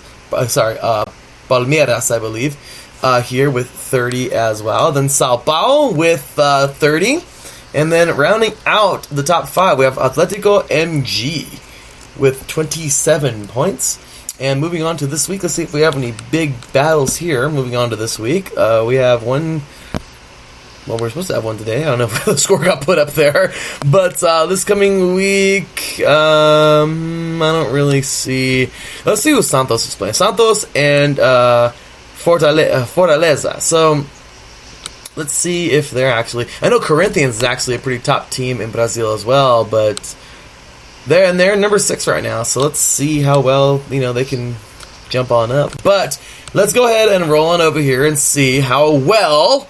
I just want to see a good match, or at least look at a good match and think that it was a good match. But Fortaleza, let's see where they are. Fortaleza, oh, they are 14th. Yeah, that's well, I was hoping for a good match versus Santos, but let's see if it actually is. So, anyway, that's what's going on right now in Futebol Brasileiro, and I know I'm totally just throwing Terran to the wolves here. Sorry about that, but any thoughts on Futebol Brasileiro at the moment?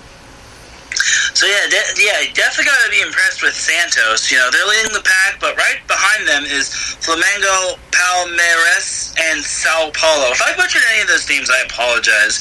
Those 3 teams are pretty much log-jammed behind one another, and they're on the coattails of Santos. So Santos just can't be overconfident. They just can't relax just yet, and because anything can happen in terms of any sport, and hopefully our friends from Avai get a win, because, it sucks to be winless. It's not fun, but hopefully Avai gets a win. Oh, they are winless? Yeah. Avai is 0 wins, 6 draws, 9 losses. They've got to be last, right? Yeah, they are at the bottom of the barrel. Oh, well, let's hope Avai. Let's see. Yeah, Avai. Wow, it's been a rough year for them. They have 6 total points. Well, I hope they get a win, because I really want them to get a win. I would really hope so. So, that is Serie A, by the way. No, they have Serie B, I believe, or Serie B, however they say B over there. But, in Portuguese. But, yeah, I have no idea, but I do know, I would hope that Avai gets a victory. So, also, let's end things off here with Liga MX, of course, the Mexican League, and let's see who's where. I think we're between weeks 5 and 6 right now, so let's take a look here in this past week and see if there is any big-time games or anything like that. I don't see anything. So, actually, Leon and Guadalajara had a pretty good game, 4-3, Leon defeating Guadalajara. And look at this. Wow, they actually had a chance to win this thing in the 95th minute. In stoppage time, Alexis Vega will score here. But those two, looks like 2 penalty kicks in this game for Leon and 1 for Guadalajara. So it was probably a chippy game, or I have no idea what happened, but that was a pretty good game. At least. And then on Sunday, hey, Necaxa won. Alright, that's my team. And Santos is kind of my second team, so it's kind of funny. Santos is in Durango, and Necaxa is in Aguascalientes, and both my families are from that area, so from those places, so, I'm just saying. That was pretty cool. But a good victory for Necaxa. And then coming up this week, I don't really see anything, of course. Actually, no, UANL will be hosting Club America, so Las Tigres taking on America will be a pretty good game on Saturday. And on Sunday, hey, Guadalajara and Necaxa, let's see if that's a good game. And Toluca and Tijuana will be a good game, I think, on Sunday as well. So, as of right now, let's see here. And take a look at the standings in the current top 5. We're 5 games in, so let's take a look here. So we have Querétaro with 13, Club America with 13 as well, Santos with 12. So that's a big win for Necaxa if they defeated Santos, who's currently number 3, or currently the 3rd place team. UANL, Las Tigres with 10, and UNAM, Las Pumas with 9. So, any thoughts on Liga MX before we close the door on the Soccer Press portion of the show for this week, Mr. Taryn? If you're a fan of some of these teams that's not off to a good start, and it's just early in the league, it's just early in the league, and you don't need to hit the panic button. Anything can happen as of late. But as for Liga MX, Querétaro has definitely been a good on the rise, as well as Club America. Both those teams that have 13 points. If those two continue to play well and they continue to be 1 and 2, it'll be great to see those two teams face off against one another. So definitely gotta like both of those teams Santos Laguna is up there as well, even though they got 4 wins and 1 loss. We'll see what happens. Right, so with that said, man, that was a long series, a long segment there, and I need to go get some water. So with that said, we're taking ourselves a break, and when we get back in about 10 minutes, we will go ahead and we'll jump into the world of motorsports. Yeah, that sounds fun. Jump into the world of motorsports and get talking about some NASCAR. We'll recap Bristol. We'll talk about a little bit of Darlington as we get ready for that and the throwback cars. Well, the throwback paint schemes, that is. We'll talk some IndyCar. Will Power doing it, man. He gets it done. First victory of the season for him this year in the Pocono. And then we'll be talking about the NHRA. US Nats coming on up here. And yeah, I guess more to get on into with some auto sports. After that, a little MotoGP, and then some quick hits at the end. Some NCAA football, a little bit of NFL preseason. Kovalev taking on Yarda this week for Kovalev's WBO lightweight title, or light heavyweight title, that is, sorry. And then we have here a little, I guess we'll just mention it, of course. You can check out First Serve with Mr. Matt Owens and Mr. Calvin Vandergrift for some U.S. Open qualifiers there, or they're already underway, but the U.S. Open gets underway. I think the qualifiers are underway, but, they get underway fully, I think, like next week or this weekend, or I have no idea when. Just getting into tennis, yeah, sorry. Anyway, NCAA soccer getting ready to start up, as well as NCAA women's volleyball. Also getting ready to start up. So anyway, y'all, we got lots to talk about, and we will see you on the other side of this break. Once again, you are listening to The Defining Moment right here on IE Sports Radio, your direct feed for all that is sports. We'll be right back after this.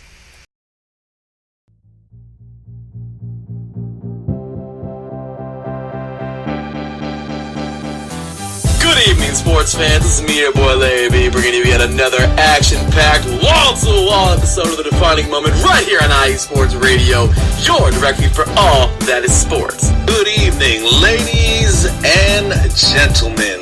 It's your boy Phil Robinson here at IE Sports Radio, taking this moment to welcome you to storm down the lane on the Fast Break Show with me and my man Phil Jones right now. Hey everybody, it's the host of the fastest show on IE Sports Radio, Daryl Kinsey Jr., and I'm welcoming you to take a lap of the extra mile with me and my co-hosts Lolita Camillo, Caitlin Seam, and Michael Ward as we go through all of the news and updates in NASCAR, Formula One, IndyCar, and more. That's the Extra Mile, Thursdays at 8 p.m. on IE Sports Radio. Hello, lovelies. Caitlin Seam here, host of Not What It Seems, where nothing is off limits and no sport is safe. On IE Sports Radio, your direct feed for all that is sports. Two Wheels Wednesday with Matt White, taking you inside the pit lane of British Superbike, World Superbike, and the big one, MotoGP. Hey everyone, this is Felicia, the First Lady of IE Sports Radio and one of your esteemed co-hosts of Ring Rambling Radio, along with Martine Sandoval and Matt Petrushka, for all of your wrestling news and talk, from everything from WWE to Ring of Honor, All Elite Wrestling, New Japan, anything you like. Be sure to catch us right here on IE Sports Radio. Hey there, hockey fans. This is Cal Henderson with Nico Green. And we are welcoming you to join us on the Neutral Zone, presented by IE Sports Radio throughout the hockey season. Buddy, let me tell you, hockey's never been hotter, and neither has the Neutral Zone. You definitely don't want to miss it, so tune into youtube.com, IE Sports Radio, or IESportsRadio.com for all things that are hockey. Hey everyone, this your boy Phil Jones, co-host of the Unfiltered Truth with Phil Robinson III. Every Monday, 3:30, 6:30, and Tuesday, 5:30, 8:30. On IE Sports Radio, we're here to give you guys nothing but Raider news, breakdowns of both sides of the game, and interviews with active and former players and NFL analysts. Because we are here to give you nothing but the unfiltered truth. We want you guys to get the real stuff. So join us every Monday night and Tuesday night on IE Sports Radio. What's going on, football fans? This is me, your boy Larry B, inviting you to join myself, Callum Reynolds, Mike Pat, and John Felipe for one of the most electrifying football shows you have ever heard. 3 and Out, right here on IE Sports Radio. Recap of the week before, a preview of what's to come, and of course, 3 hardcore head-to-head primetime face-offs each week. You don't want to miss it. You love racing, and we love racing. So join myself, Lolita Camelo, with my co-hosts, Daryl Kinsey Jr., Caitlin C., and Michael Ward as we talk racing on the Extra Mile here every Thursday at 8 p.m. Eastern on the IE Sports Radio Network, your direct feed for all that is sports. Oh yeah, if you're a fan of professional wrestling, if you're a fan of WWE, if you're a fan of All Elite Wrestling, if you're a fan of the sport of professional wrestling, you're in the right place. Hello, I am the SoCal Saint, Martin Sandoval, coming to you live with Ring Rambling Radio, along with the First Lady of IE Sports Radio, Felicia, and my good brother, Matt Petrushka. It's Ring Rambling Radio, part of IE Sports Radio.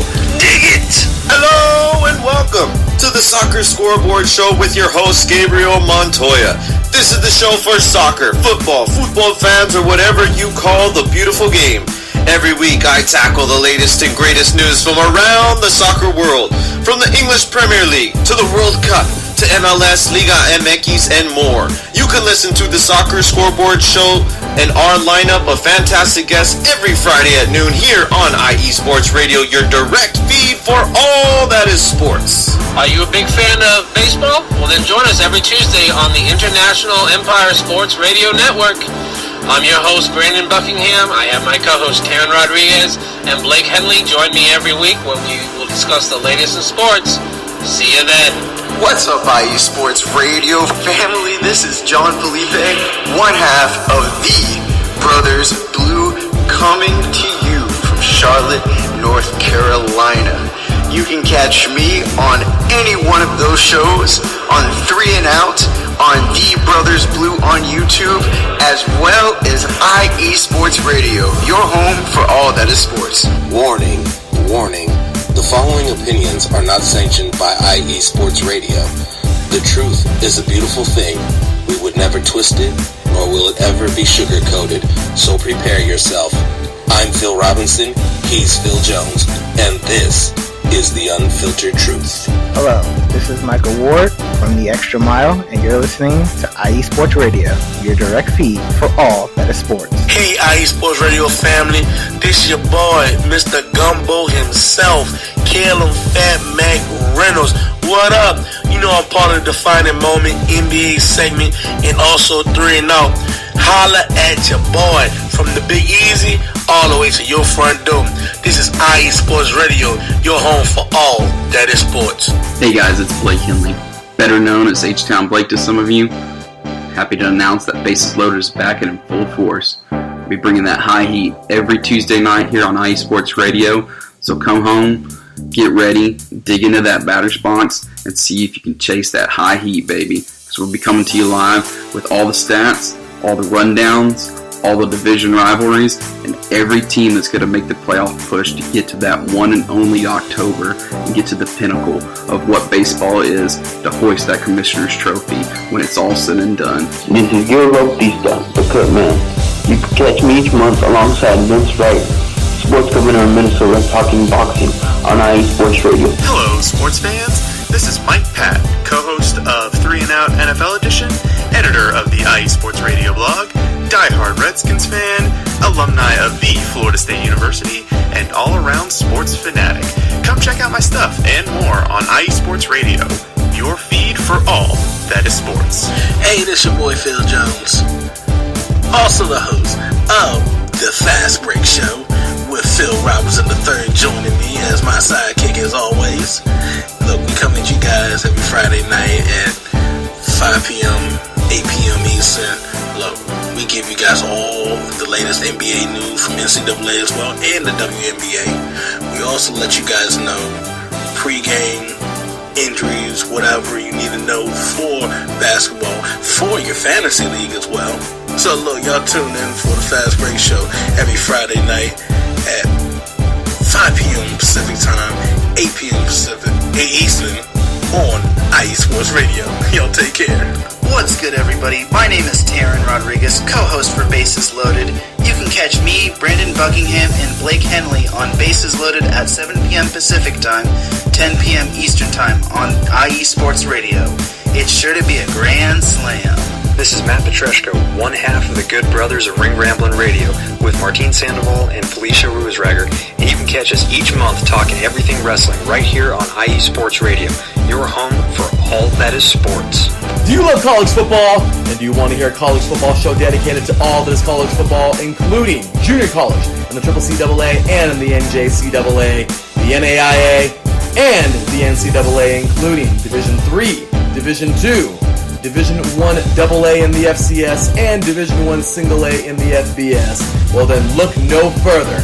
Join myself, Larry B., and my colleagues, Mr. H-Town Blake Henley, and Mr. Christian Espinoza, each week during the college football season for the latest in college football on 3 and Out College Edition, right here on IE Sports Radio, your direct feed for all that is sports.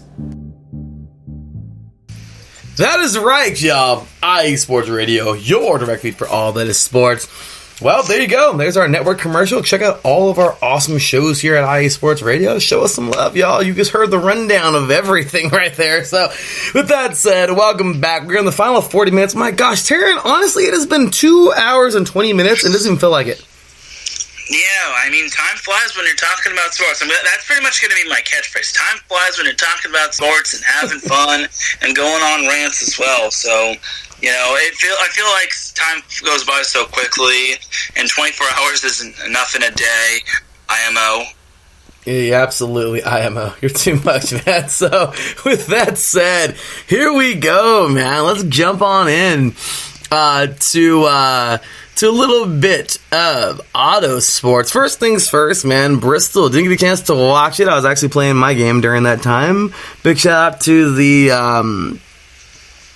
Riverside Disciples, by the way. Beat us in a pretty tough game. I forgot the score. It was like up there, like 40 something on us. They played a great game, but yeah, we didn't win that one. It was like 40 to like 12. We did not have a good game, but they certainly did. So congratulations to them. And but yeah, I was actually not able to watch NASCAR, but Bristol got down. Denny Hamlin got down, man. Would you look at this? Good old NASCAR strikes again. Denny Hamlin got it done, earning his 5th career victory and his 4th of the season as he takes the checkered flag in the 2019 Bass Pro NARA night race at Bristol. I mean, how about that, man? How about that, Taryn? Denny Hamlin, 4 wins this season? Yeah, Denny Hamlin, it's so surprising that Denny Hamlin is tied for the most wins with Kyle Busch with 4, but here's the kicker. He has 13 top 5 finishes, while Kyle Busch has 12 top 5 finishes, but in terms of points, Busch has 932 and Hamlin has 855. Maybe I'm missing something here. Maybe Hamlin has been like 4 and 5 more times than not, and then Busch has been like 2nd and 3rd more times than not. But it's a bit mind-boggling. It's very interesting, points are everything. But Hamlin definitely has catapulted himself into the top 3 behind Logano and Busch. So if he plays his cards right, he can take over the top spot. He certainly can. He's right there, and the playoffs are so close. So right now, courtesy of the ESPN Sports Wrap, I'm getting my sources from here, we have on the bubble the 2 drivers, and I'm so happy he's there, man. Daniel Suarez, big fan of his. Suarez currently 16th, and then 15th, Ryan Newman. So those are 2 racers on the bubble in the wild card. I think it's how they still do it. They have 2 wild card drivers. But anyway, so we got those 2 drivers that are in it. Then we have here from 14 to 11. Yes. We have Jones, Almirola, Byron, and Larson. And Larson. Then from 10 to 6, we have Bowman, Blaney, Kurt Busch, and Chase Elliott and Brad Keselowski. And then your current top 5, we have Kevin Harvick, Martin Truex Jr., Denny Hamlin, Joey Logano, and Kyle Busch. So there are the current leaders right now doing their thing. And there you have it. So, As of right now, we are heading on into Darlington, and I don't know if you're the biggest NASCAR fan out there, Taryn, but I'll tell you what, man, Darlington is awesome because it's throwback week. We get a lot of those old throwback paint schemes from like the past. Whoever's driving the number of that car, they go back to those throwback schemes from those drivers. In Darlington, this is an old school track. Crazy track it is. One side is smaller than the other, so the turns are just all off. It's really hard to get your car prepared for it. It's a crazy place to play to drive, and it's just a great race to watch every year. And with 2 races to go before the NASCAR playoffs start, I mean, this is just a great race right towards the end of it. And we always call it the Darlington Stripes because, sometimes they end up hitting the wall in these crazy turns. And one is big and wide, the other one's real narrow. And it's just a great racetrack. So first things first, Taryn, any have you ever, any thoughts on Darlington if you've never seen it before? No, I don't think I've ever seen Darlington before. I did see a little racing on Saturday when I was at the gym, but I couldn't make out which one it was, and I don't know if it was the complete end, but I saw a little bit of racing. I thought a little bit of you when I was seeing that racing while I was working out, making them gains. As for the standings, Kyle Busch and Joey Logano, it's pretty much a 2-horse race between those teams, or between those two, but Hamlin has now catapulted his way into the top 5, like I said. He's made the top 5 very interesting. It's pretty much between those 5 for, like, the top 5, but, and you never know who can come out and emerge victorious in a race, so we'll see what happens going forward, and we'll see what happons. Oh, we sure will. So next up, we got a little bit of IndyCar to talk about, man. In the ABC Supply 500 at Pocono in Long Pond, we had here Will Power earning his 34th career victory and his first of the season. He won it all. He did his thing this past weekend, and hats off to him. Nice victory there for Mr. Will Power. And we'll take a quick look here, courtesy of the official IndyCar app. I mean, really, this is a crazy little race to see. The standings are awesome, man. We have Joseph Newgarden leading the charge right now. 4 wins, 1 pole, with 535 points. Then we have Alexander Rossi, 2 wins and 2 poles, with 500 points. Sam Pagenaud with 3 wins and 3 poles with 495 points. Scott Dixon with 2 wins and 0 poles with 483 points. And then Will Power, look at that. I think he was already there in 5th place, but regardless, he's still there. And if not, well, he's there now. With 1 win this year, and that was the 1 win that we had saw. And they had 3 poles this year, and he finally got one of them. He finally got a victory.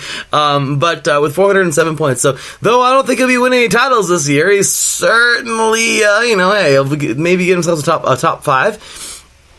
Or maybe he'll maybe get himself a top 5. And, we are now full speed ahead into the Bommarito Automotive Group 500. And, let's hope this is a pretty good little race coming up in Madison, Illinois. As, my gosh, can you believe this, Taryn? We are just 3 races to go, including this week, into IndyCar, the IndyCar season. So, yeah, it's definitely crazy, It's good to see Will Power enter the top 5.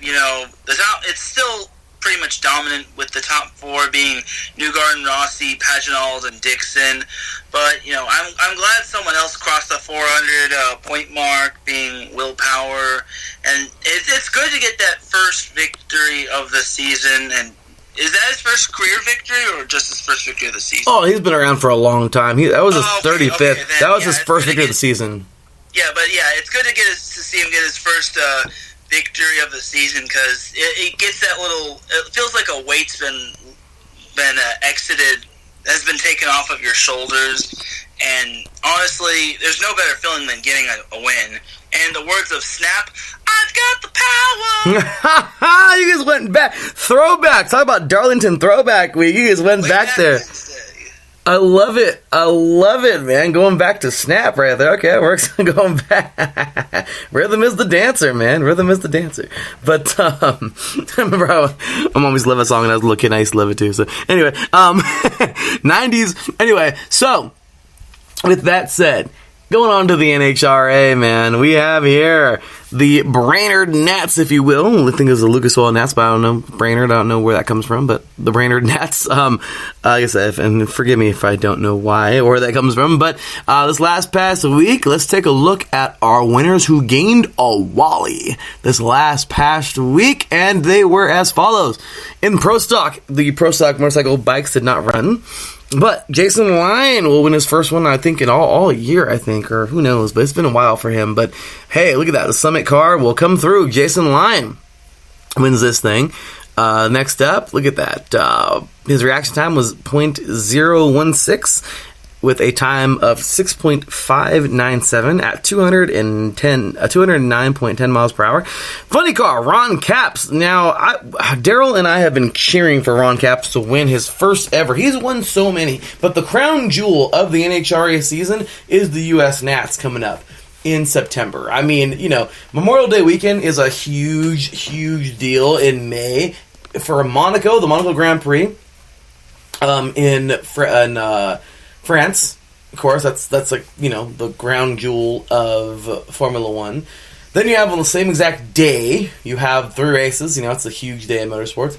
The Indy 500, of course, that's the crown jewel of IndyCar. And then, I mean, it's not the crown jewel, but it's a great race. The Daytona 500 is definitely the crown jewel of NASCAR. But a big race is the Coca-Cola 600, and of course, the longest race of the year, 600-mile race.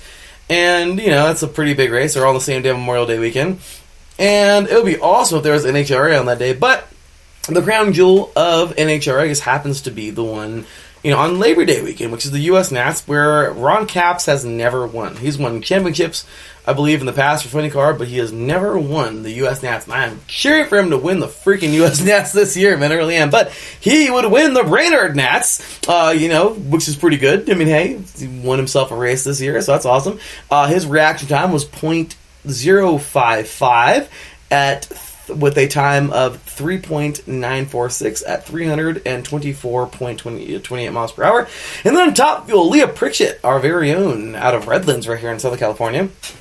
Leah Pritchett will win with a reaction time, well, she'll win a top fuel, that is, with a reaction time of 0.058 with a time of 3.732 at 321.04 miles per hour. So great job to Miss Leah Pritchett, Mr. Ron Capps, and Mr. Jason Lyon. Congratulations to each of those drivers there, as well as Denny Hamlin and Will Power. So hit the applause button for all of y'all. Big hats off to every one of y'all. And that's right. Gotta show them some love. Great job this week. Okay, so that will do it for a little bit of NHRA this week. Let's go ahead and jump into the standings courtesy of NHRA.com. We'll just go through the points really quick. So we'll just go top 3. Actually, we'll go top 4. So we'll leading the charge. So from 5 to 1, we have Kieran Stouffer in motorcycle with 452. Then Hector Adana Jr. with 658. Then we have Matt Smith, last year's champion, with 712. Eddie Krawick with 770, and Andrew Hines with 967. Then moving on over to some Pro Stock action. Top 5, we have Matt Hartford with 753. Jason Lyon with 774. Alex Laughlin with 794. Greg Anderson with 802. And Bo Butner with 874. So Pro Stock's going to be really close this year. It's going to be really cool. Then we have here the current top 5 in Funny Car. We have Jack Beckman with 1,098. Ron Capps with 1,171. John Force with 1,199. Tommy Johnson Jr. with 1,218. And Robert Height with 1,397 points. And then moving on up into Top Fuel, currently we have here, once again, current top 5, we have Antron Brown with 998. Clay Milliken with 1,009. Doug Coletta with 1,013. Look at how close those are. Oh my gosh. Brittany Force. I'm a Force fan. I'm a big fan of Brittany Force. 1,015. And then we have Steve Torrance at 1,650, which has literally just ran away with the NHRA top field category this year. But pretty crazy stuff there. And yeah, so with that said, Darren, any thoughts there on the NHRA as we get ready to go to the U.S. Nats in 2 weeks? So it's great to see Leah Pritchett. You talk about Leah Pritchett winning this weekend. That actually, I believe, winning helped her clinch a spot in the countdown berth or playoffs, so you may speak. So, but that's definitely a big shout to the ladies, Leah Pritchett and Brittany Forrest. Brittany Forrest has skyrocketed up to number 2, so that's huge for her. I'm glad the ladies of this sport are definitely doing their thing. You know, as for the seven racers that have now qualified for the countdown berth, those 7 are basically the 7 Chaos Emeralds that help Sonic the Hedgehog go supersonic. I love it. With Steve Torrance being the ever so special Chaos Emerald. But yeah, but you know, big shout out to all the ladies in the sport. Definitely got to give them a round of applause. You know, I'm glad we're getting diversity in terms of gender. But yeah, that's pretty much my thought. Well, it really is. And yeah, once again, Miss Leah Pritchett of Redlands, man. She's from right here in Southern California. So, I mean, pretty cool. And yeah, man, we definitely hats off for the ladies. And I didn't even know that clinched her a berth. That's awesome. And as for Brittany Forrest, I mean, yeah, I didn't even launched her up there. I thought she was up there the whole season. But there you go. See, apparently Taryn paying more attention than I am. So awesome stuff there. And hats off to all those drivers. And then, of course, last category to talk about tonight for MotoGP. Though we don't have...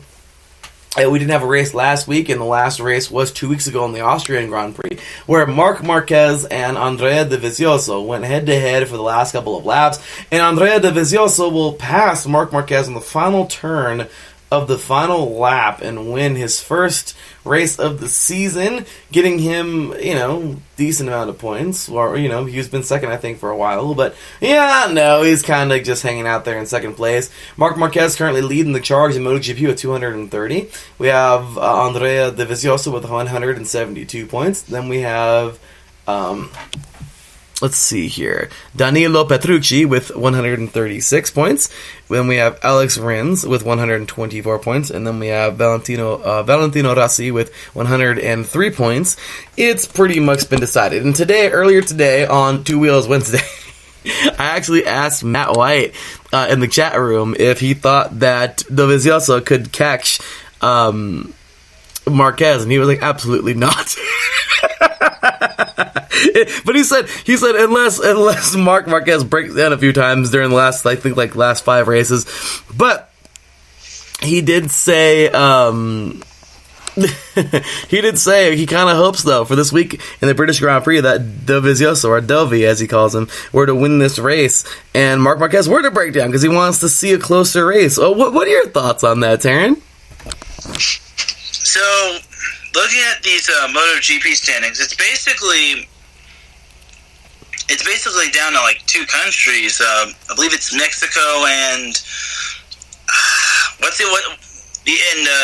wherever country Marquez wins. Oh, you mean Italy? Italy and Spain. Italy, yeah, Italy and Mexico. So. Italy and Spain. Oh, Italy and Spain, yeah. You're all over the place, Taryn. It's okay. Yeah, sorry. Yeah, my geography needs a little bit of work, but yeah, Italy and Spain. Big shouts to those 2 countries producing some great drivers. But yeah, Marquez still continues to run away with it. I really want this to be more balanced, and just I continue to say this. I hope that in MotoGP this gets to be more balanced and a little bit more competitive, because no one likes to see a one-horse race. Right, Larry? Yeah, unfortunately, if you're a Formula 1 fan, you've been getting that all season long with Lewis Hamilton just eating everyone alive like a box of chips. A box of chips. Who eats a box of chips? A bag of chips. I said a box of chips. What?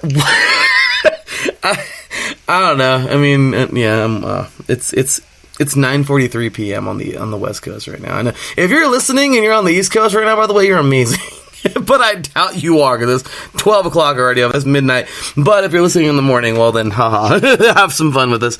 Is what it is. But, or listening throughout the week, we appreciate you very much for tuning in. But with that said, Taryn, that will pretty much do it, man. Of course, I really hope Dovizioso wins this week. What do you think? Who do you got taking the victory this week, man, in the British Grand Prix? When it comes to that, it's tough to call. It's honestly tough to call. So I don't necessarily have a winner, but, I just hope everyone has a great race, and just everyone stays safe and stays injury-free or accident-free, because no one likes to get hurt. Absolutely. I couldn't agree more. So, with that said, lots of action there from Matt. I don't know if he's going to that race, but it'd be awesome because, hey, it's in Britain. I think it's at Silverstone, like he said. So, if it is there, I don't know if it wasn't like he said. I'm sorry. Like I said, I'm all over the place right now. I'm sorry. But I think it's at Silverstone. But regardless, I know it's going to be a great race, and I'm really looking forward to it. But with that said, we have here the Scramble at the End. We're going to call this new segment the Scramble at the End. It's going to be literally the last 20 to 15 minutes or 20 to 10 minutes of every show where we just kind of scramble at the end. Yeah, and it's basically the quick hits segment of the show. And it's going to be a whole bunch of fun. So, with that said, Taryn, you and I already talked on Monday about some NCAA football, and we were so excited, or I was so darn excited. I know you were too, but I just kind of jumped ahead to the next week. But in week number 1, it's actually a week 0. We were talking about that in college football, in high school football. But in week 1, well, it's kind of just a odd little week 1 with just 2 games a Saturday, but they're coming up this week and they're going to be pretty interesting. I at least think one of them is certainly going to be interesting, and that, of course, is Miami taking on number 8 Florida. Some ACC SEC action going on this Saturday at 4 p.m. Pacific time, 7 p.m. Eastern time. It's going to be I would hope it's a good game. Miami they've had so many rough years, but man, they are coming. I think they were ranked a couple years, last year, I think, and the year before that. They've been up and down all over the place, but I'd love to see them jump back in there. They can't be too far away from the top 25 right now. But Florida, of course, being number 8, SEC team, juggernauts, they're I don't know how heavily favored they are, but, regardless, we have them, and then Arizona taking on Hawaii, which should be a pretty good game here. Arizona is favored by 11, courtesy of the ESPN ScoreCenter app. It says Florida 280, which would be really messed up if they favor them by 280 points, but I don't know what that is. I don't know if that's the line. I have no idea how you read that. But regardless, Taryn, I guess quick and dirty thoughts, man, on these 2 games. I know we already talked about them if you want more, if you want us to elaborate on this, check out Monday's edition of 3 and Out College Edition. But the short, quick, and dirty version. Taryn, your thoughts on these 2 games? Florida and Arizona. Florida is going to chomp through the U, and Arizona is going to tear past the Rainbow Wahine or the Rainbow Warriors. Yeah. I said quick and dirty, and Taryn really was extremely quick and kind of. I mean, it wasn't really. I wouldn't say dirty, but kind of savage, man. Sorry, the SEC and the Pac-12 are pretty much the power conference schools for the most part in terms of college football. So, and the Gators are starting to chomp their way back up like Pac-Man through the maze. So SEC better watch out for Florida. As for Arizona, it's basically Pac-12 versus Mountain West. Basically big against small, David versus Goliath. I definitely think Arizona takes this one. I agree. So let's go on and jump on into some college football. Some NFL football, some preseason stuff. Kind of quick and dirty hits off of last week. Some of the standouts that I really liked. Andy Isabella, the Raiders. Of course, I'm very proud of my Raiders getting a nice victory here. It's just preseason. We're 2-0, but whoop-de-doo, it's preseason.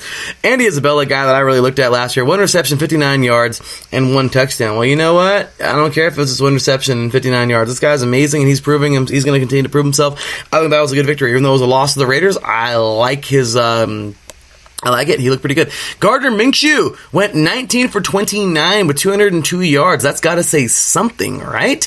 Versus the Philadelphia Eagles. The Eagles would eventually win this one 24-10 over the Jaguars. But regardless, not a bad job from Gardner Minshew there. Next up, let's see here. Good to see. Darnold didn't have the best day. 5 for 7 with 46 yards, not the best there. But let's see here. Yeah, I have no idea. I think we have a rookie here. Actually, I don't know if he is a rookie or not.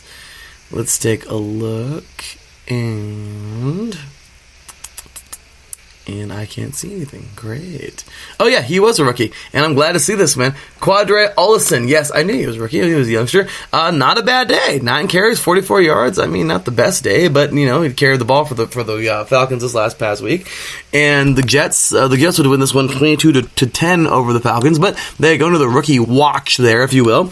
As for the Bengals, as for the Bengals and Redskins, Haskins and Finley. Finley is a dude who I really like. I thought he was the best quarterback in the Senior Bowl this year, and he did pretty good, man. 20 for 26, 150 yards, 2 touchdowns. Not a bad day at the office. On the other side, Dwayne Haskins, 7 for 14. I mean, at least he was 500, if you will, for his throwing. 114 yards and 1 touchdown. Not a bad day. Their Bengals win that one over the Redskins, 23-13. The Ravens will defeat the Packers 26-13, and McSorley for the Ravens, man, he was a late pick here, but he looked pretty good. Well, kind of.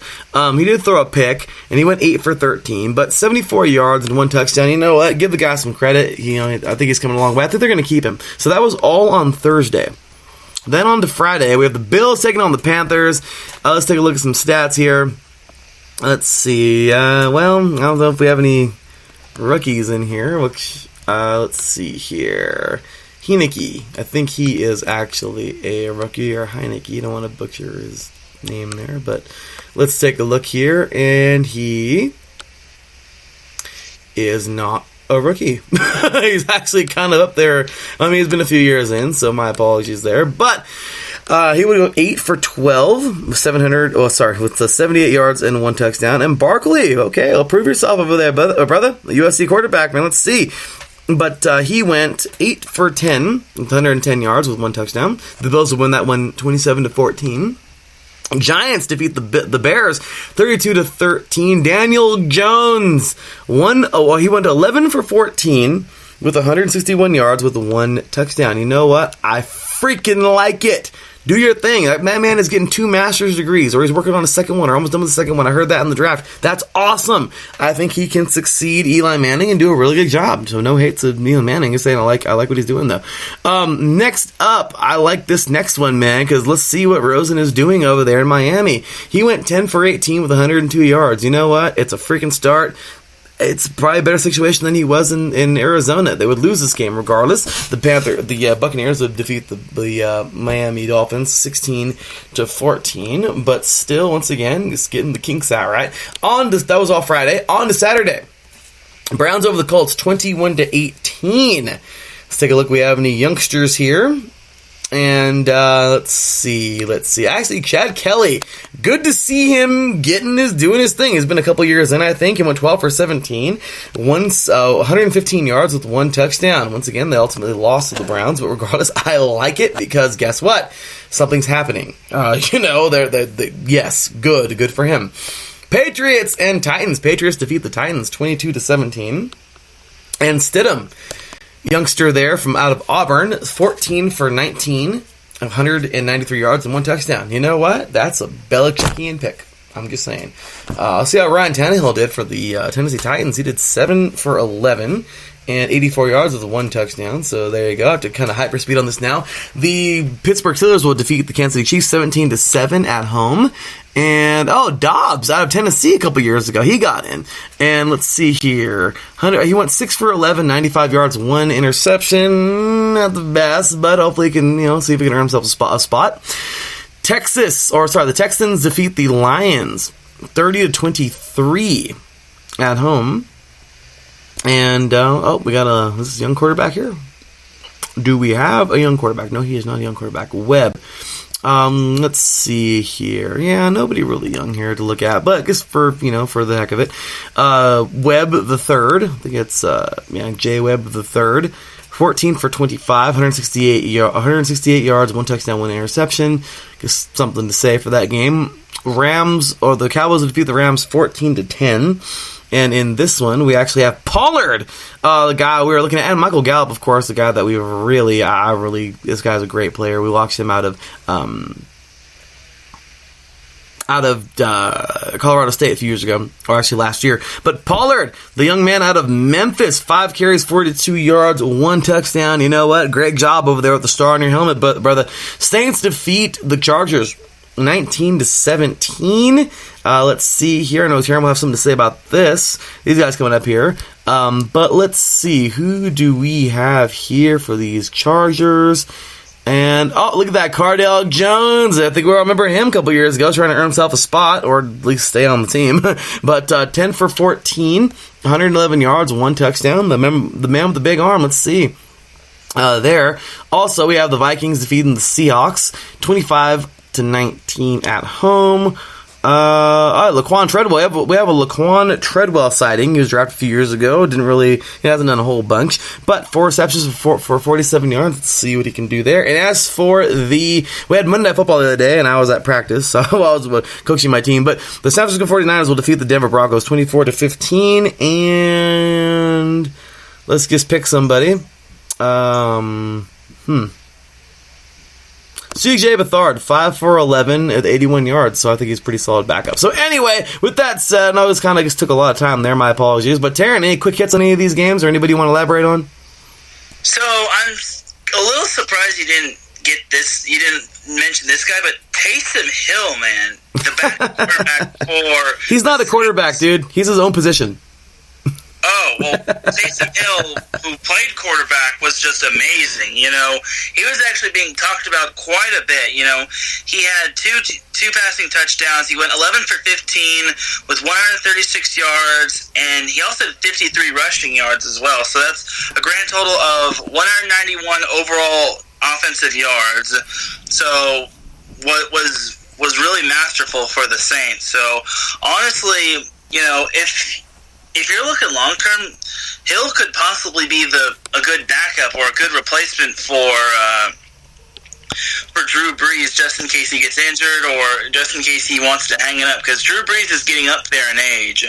So Hill really impressed everybody, and you know, Taysom Hill, you know, if I'm Taysom Hill, you know, I'm crossing my fingers and hoping that the Saints keep me, because you know that's impressive. I know it was just preseason. I know the Chargers were plagued by lots of penalties and gut-wrenching mistakes, because I saw that game and I was like, come on, guys, come on, Chargers, you can't be this bad. But it's just preseason. I'm not going to hit the panic button. And no, if your team, and let me tell you, for all the teams who to all the fans that sees your team lose in preseason, don't hit the panic button. Just do not hit the panic button. Wait till the regular season, and then just don't hit the panic button at all in terms of preseason. Just don't. It'll be fine. Absolutely, the sun will come up tomorrow. Absolutely. But overall, Taysom Hill, hats off to you, man. Yeah, Taysom Hill had a great game. So, yeah, thanks for reading the stats out there. I don't even know. I really didn't see that either. But, yeah, Taysom Hill, beast, man. This guy had so many freaking season-ending injuries in college. I don't think he ever played a whole season. And if he did, my bad. I remember seeing a video from him. I think it was Flemlow Raps on YouTube. But, yeah, man, this guy's had so many freaking injuries. And it's just so crazy. It's awesome. God is so great because he's still there. He's still balling out, man. I think it's awesome. So, Taysom Hill, I think he's out of Utah or BYU. One of those. But BYU. Yeah, this guy's a beast, man. So anyway, let's go ahead and roll on over now. Any last things on the NFL preseason before we go ahead and go into boxing, Taryn? No, not really. But once again, Taysom Hill really has my respect, and hopefully he becomes a household name in the near future. I would love to see that, man. That guy's a beast. So with that said, quick and dirty hits. Kovalev, we have some Showtime boxing this Saturday. Sergey Kovalev will be taking on Anthony Yardev for Kovalev's WBO light heavyweight title, courtesy of BoxRex right here. We have Anthony Yardev at 18-0 with 17 knockouts. He hasn't faced anybody like Sergey, the Crusher Kovalev yet, though. And let's see, Kovalev, the only guy that was really able to handle him was Andre Ward. But we have Kovalev here. He is, and then I remember Eleider Alvarez. He lost to him last year, and then earlier this year he would defeat him. But yeah, so this is the first fight since Eleider Alvarez, and well, here we go. He'll be putting his title on the line, and Kovalev at 30-3-1 with 28 knockouts, and he lost twice by knockouts. So, your thoughts on this one here, Taryn? I think Kovalev's going to win this one. You know, because of experience, and you know he's got a longer track record in terms of like boxing. He's boxed. He's been involved in 37 matches, and he's only lost 3. So, and he's won 33 out of 37. You know, and with the knockout differential, I definitely think Kovalev will have experience. Is just going to be on his side as someone from. Yeah, as I was once told. Yeah, I'm surprised they don't. It shows the reaches for both fighters, but Yarde doesn't have his reach. It says not applicable, but it's whatever. I'm still picking Kovalev to win. You know, if it doesn't go too long, I think Kovalev will have it in the bag. I agree. What are the heights and weights there? So I just kind of clicked off of those right there. Do you see the heights and weights real quick? The height, both of them are 6 feet, but I don't see the weight. Well, regardless, they're light heavyweight, so they're at the same weight. Orthodox when it comes to stands. And they're both orthodox fighters. Well, there you go. Monsters there, if you will. And Kovalev's just a gosh dang beast. I mean, I really... And he has more significant wins. What was that? Kovalev has more significant wins than Yarde does. Well, that makes sense. I mean, yeah, he seems like a youngster. And then the age difference? I know Kovalev's kind of up there. Doesn't show it from what I'm seeing. So, yeah. Oh, it's an 8-year gap. It's Kovalev is 36, and then Yarde is 28. So, yeah. Sorry, it took me a little while, but then I saw it. Okay, well, there it is. Well, somewhat of a gap there. But this, okay, so that's pretty much that. And yeah, regardless of that, I'm taking Sergey Kovalev as well. I think I'm going to win a unanimous decision. How do you feel about that? Yeah, and winning that, it definitely boosts Kovalev's morale and confidence. I definitely think Kovalev's going to win just because experience definitely helps out a fighter, no matter who's undefeated or not. So, yeah. Absolutely. So next up, some quick hits. Like I said, we only got less than 5 minutes here. So let's go ahead and jump on. Just in case you didn't know, NCAA soccer started up here. I'm really excited for my Cal Baptist Lancers, the Lady Lancers, or my Cal Baptist Lady Lancers getting ready to start. I'm really excited for them. They will be starting it off coming up in a couple of days, but soccer, NCAA women's soccer starts tomorrow, as a matter of fact, on the 22nd. Hey, for defending champions last year in the Women's College Cup, Florida State will defeat North Carolina 1-0 in the College Cup of last year, so curse Wikipedia there for both of these. And then for the men's start on August 30th, and last year Maryland will defeat Akron 1-0 in the Men's College Cup. Well, will we have some repeaters this year after Stanford went 3 years back to back to back? Well, they couldn't quite get that one last year to go 4 years in a row, but they'll be starting it up. So, any thoughts on the NCAA soccer season coming up here, Taryn? So on the women's side, I'm definitely looking forward to seeing USC on how they compete, because they're definitely a powerhouse team, and I believe they lost in penalty kicks or overtime last year in the NCAA playoffs. I think it was to Florida State. Yeah, so whether they lost in penalty kicks or overtime, it's still a tough way to lose for SC. But I believe they are number 5 in the preseason poll, so they're definitely going to be exciting. Hopefully my Long Beach State 49ers, well, they're not the 49ers anymore, but still, they'll always be the 49ers to me. Hopefully Long Beach State repeats as Big West Conference champions. They were picked in women's soccer to be named to finish first in the Big West conference, so we'll see how it goes. Well, there you go, and then of course NCAA volleyball also starts. I believe it was on August 30th. Don't quote me on that, but yes. Okay, well then speaking of Stanford, hey, well, the men in soccer, they couldn't go 4 years in a row, but the ladies certainly got that championship last year in 2018 as they would defeat Nebraska 3-2. They'll go all the way to the fifth set and win this thing last year in the tournament, and well, can Stanford do it again? Nebraska's been there the last 2 years, and Stanford was there 2 of the last 3. Look at this, Nebraska and Stanford have been going back since 2014. Since 2015, Nebraska and or Stanford has been in the final. So that's pretty crazy. How close? I don't know. What do you think this year? Do you think we're going to see Stanford, Nebraska again, or one of those teams, or two different teams, two new teams? What do you think?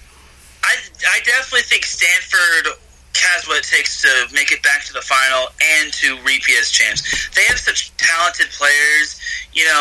Catherine Plummer is just such a beast, and then Jenna Gray continues to set masterfully, and then also when it comes to being the libero, Morgan Heinz is definitely amazing. Other notable names, Megan Klur is definitely performed well on the outside and opposite. Some freshmen I can see being added into the system and adapting well to the system would be Kendall Kipp coming out of Corona Del Mar, and maybe Natalie Birdie coming out of Mater Dei, who was the Gatorade State Player of the Year in California. So Stanford is definitely looking good going forward. They're not rebuilding, they are reloading, and even though they've had a little bit of a coaching change, I believe it's John Hamley. He's doing Hamley, he's doing a great job coaching Stanford. As for teams who I could see opposing Stanford, it's a little too early to tell. Nebraska definitely looks like a team to watch out for. You also have BYU, who's good. Another great team, but Taryn, I hate to cut you off. We only got 20 seconds, brother. So with that said, man, cue the music. We're actually out of here for the night. Taryn, where can they find you, man? You find me on Twitter at TarynRodriguez1. My first name is spelled T-E-R-E-N. My last name, Rodriguez, has a G in it. I have the number 1. And no, I do not talk about chicken sandwiches. All right, John. You can follow me and your boy Larry at THE_LB53. We'll see you next week, y'all. Until then, take care. And as always, God bless.